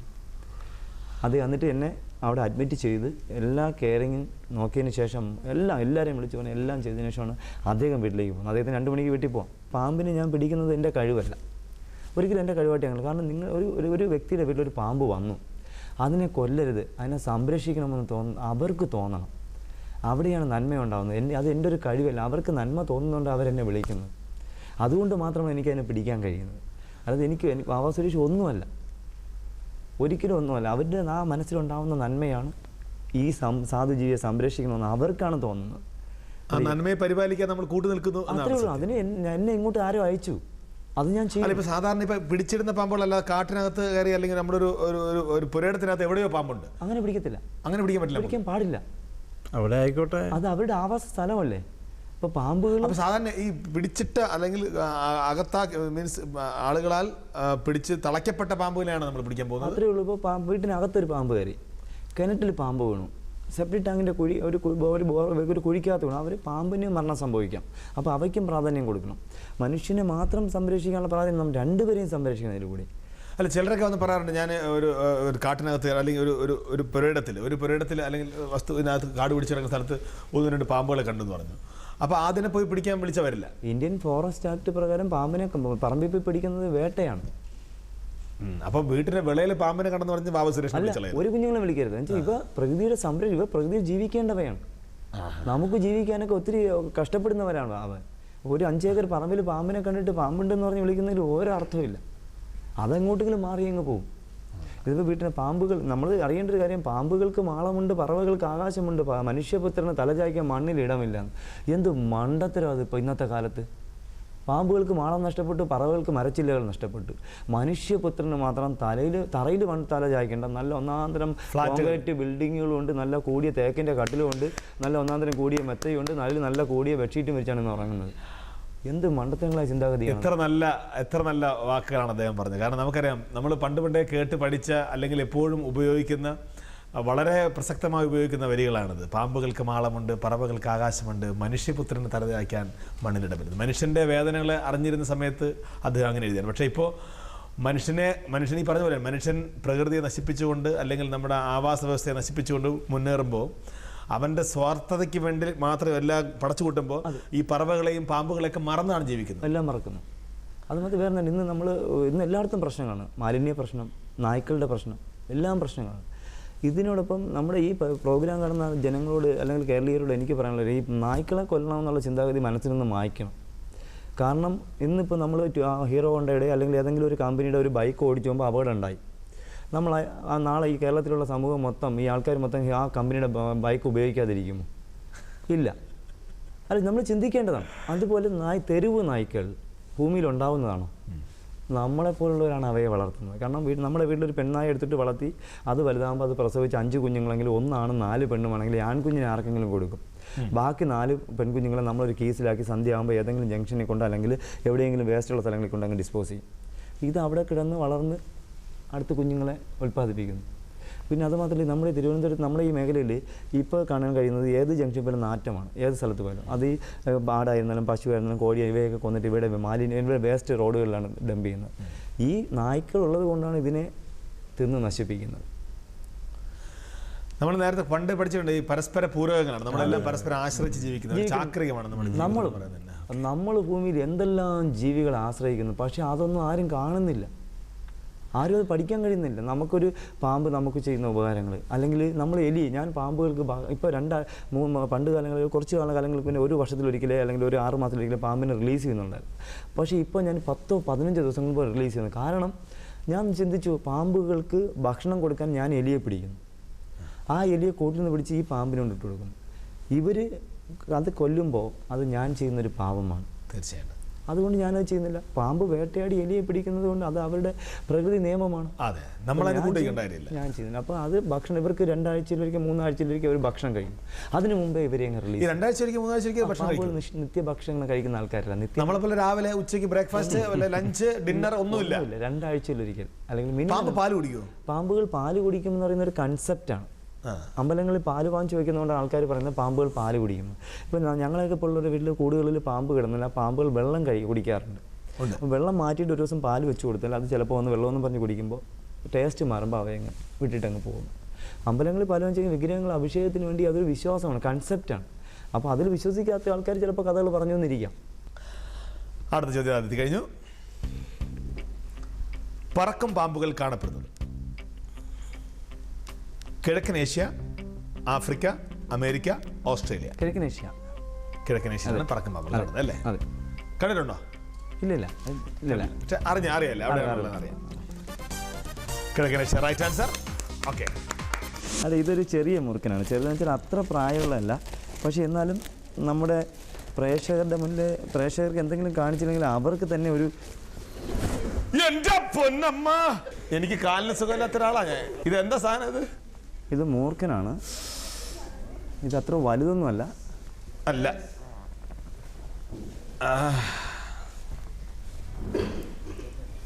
വെട്ടം പാമ്പുകൾക്ക് ഇറിറ്റേഷൻ ആണെന്ന് പറഞ്ഞു. പക്ഷേ ഇദ്ദേഹത്തിനിപ്പോൾ ഞാൻ വെളുപ്പായതുകൊണ്ട് ഇദ്ദേഹത്തിന് എന്നെ കാണാൻ കഴിയുന്നുണ്ട്. അതുകൊണ്ടാണ് ഇദ്ദേഹം എൻ്റെ നേരെ തന്നെ ഇങ്ങനെ എണീറ്റ്. അത് നോക്കി ഇത് ഒരു 10 വയസ്സിന് മേളിൽ പ്രായമുള്ള ഒരു മൂർഖൻ പാമ്പാണ്. ഇതിൻ്റെ വെനം നോക്കിയോളൂ. ആ കണ്ണിൻ്റെ പുറകിൽ ആ കവിള് വീർത്തിരിക്കുന്നിടത്തോളം അത്രയും ഗ്ലാൻഡിൽ മൊത്തം വെനമാണ് ഇരിക്കുന്നത്. ഇദ്ദേഹം ഇപ്പോൾ എയിം ചെയ്യുന്നത് എൻ്റെ നെറ്റിയാണ്. നാക്ക് നേരെ നെറ്റിയിലേക്ക് കൊണ്ടുവരുന്നു. വെട്ടം കൂടുതൽ കിടക്കുന്നത് കൊണ്ടാണ് അദ്ദേഹത്തിന് എൻ്റെ കയ്യിൽ നിന്ന് എയിം ചെയ്യാൻ പറ്റുന്നില്ല. ഇത് അതുമാത്രം നമ്മൾ അറിയേണ്ട ഒരു കാര്യം, ഭൂമിയിൽ കുഞ്ഞ് ജനിച്ചാൽ മരിക്കുന്നത് വരെ സൗന്ദര്യം ഒരുപോലെ നിലനിർത്താൻ കഴിവുള്ള ഒരേ ഒരു ജീവിയേ ഉള്ളൂ. അത് പാമ്പുകൾ മാത്രമാണ്. ചട്ട പൊഴിച്ച് സൗന്ദര്യം വർദ്ധിപ്പിക്കുന്ന ജീവി എന്നുള്ളതാണ്. മമ്മൂട്ടിയുണ്ട് അദ്ദേഹത്തിന്. നോക്കിക്കൊള്ളുക, ഇപ്പോൾ ഇദ്ദേഹത്തിന് ഒന്നും കാണാൻ കഴിയുന്നില്ല വെട്ടത്തിൽ. അല്ല, ഇത് സാധാരണ പാമ്പ് കടിയേറ്റാൽ നമ്മൾ എത്ര മണിക്കൂറാണ് ഹോസ്പിറ്റലിൽ എത്തണം? നമ്മൾ എത്രയും പെട്ടെന്ന് ആൻറ്റിവെനം ചെയ്യാൻ കഴിവുള്ള ഹോസ്പിറ്റലിൽ, അല്ലാതെ ഏതെങ്കിലും ഹോസ്പിറ്റലിൽ എത്തിയിട്ട് കാര്യമില്ല. അപ്പോൾ എല്ലാ ഹോസ്പിറ്റലിലും ആൻറ്റിവെനം കിട്ടുമോ? ഇല്ല. അതാണ് നമ്മൾ അറിയേണ്ടത്. അതുപോലെ തന്നെ നമ്മൾ ഈ പരിപാടി കാണുന്ന, ഈ പ്രോഗ്രാം കാണുന്ന പ്രേക്ഷകർ അറിയേണ്ട ഒരു കാര്യം, പാമ്പുകളെ കൊല്ലുന്നത് ഇന്ത്യൻ ഫോറസ്റ്റ് ആക്ട് പ്രകാരം കുറ്റകരമാണ്. പാമ്പുകളെ വളർത്തുന്നത് കുറ്റകരമാണ്. പാമ്പുകളെ വേദിയിൽ പ്രദർശിപ്പിക്കുന്നത് കുറ്റകരമാണ്.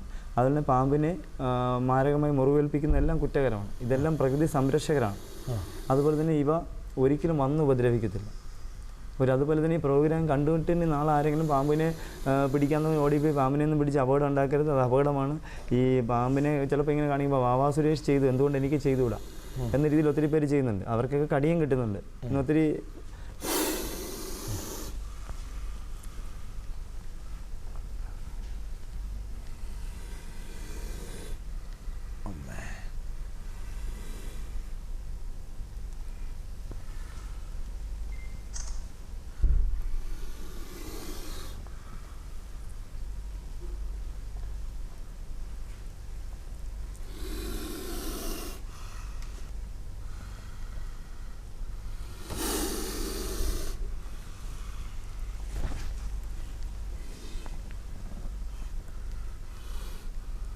ഇത്രയ്ക്ക് സാധുവാണ് പാമ്പ്.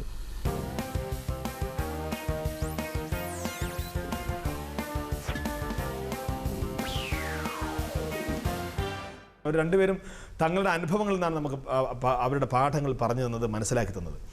അപ്പോൾ ഒരുപാട് കാലം ഈ പറഞ്ഞ പോലെ സാമൂഹ്യ സേവനം ചെയ്ത്, അപ്പോൾ അദ്ദേഹം തന്നെ പറയും അദ്ദേഹത്തിൻ്റെ കാശുകൾ അല്ലെങ്കിൽ അവാർഡുകൾ ഇത് ഒരുപാട് മൊമെൻറ്റോസ് കിട്ടിയിട്ടുണ്ട്. അത് മുഴുവൻ കൊടുക്കുന്നത് സമൂഹത്തിലെ പാവപ്പെട്ടവർക്ക് വേണ്ടിയാണ്. അതായത് സമൂഹത്തിൽ കഷ്ടതകളും ദുരിതങ്ങളും അനുഭവിക്കുന്നവർക്ക് വേണ്ടി അവരോടൊപ്പം ചേർന്ന് നിൽക്കുന്ന ആളാണ് ബാബു സുരേഷ്.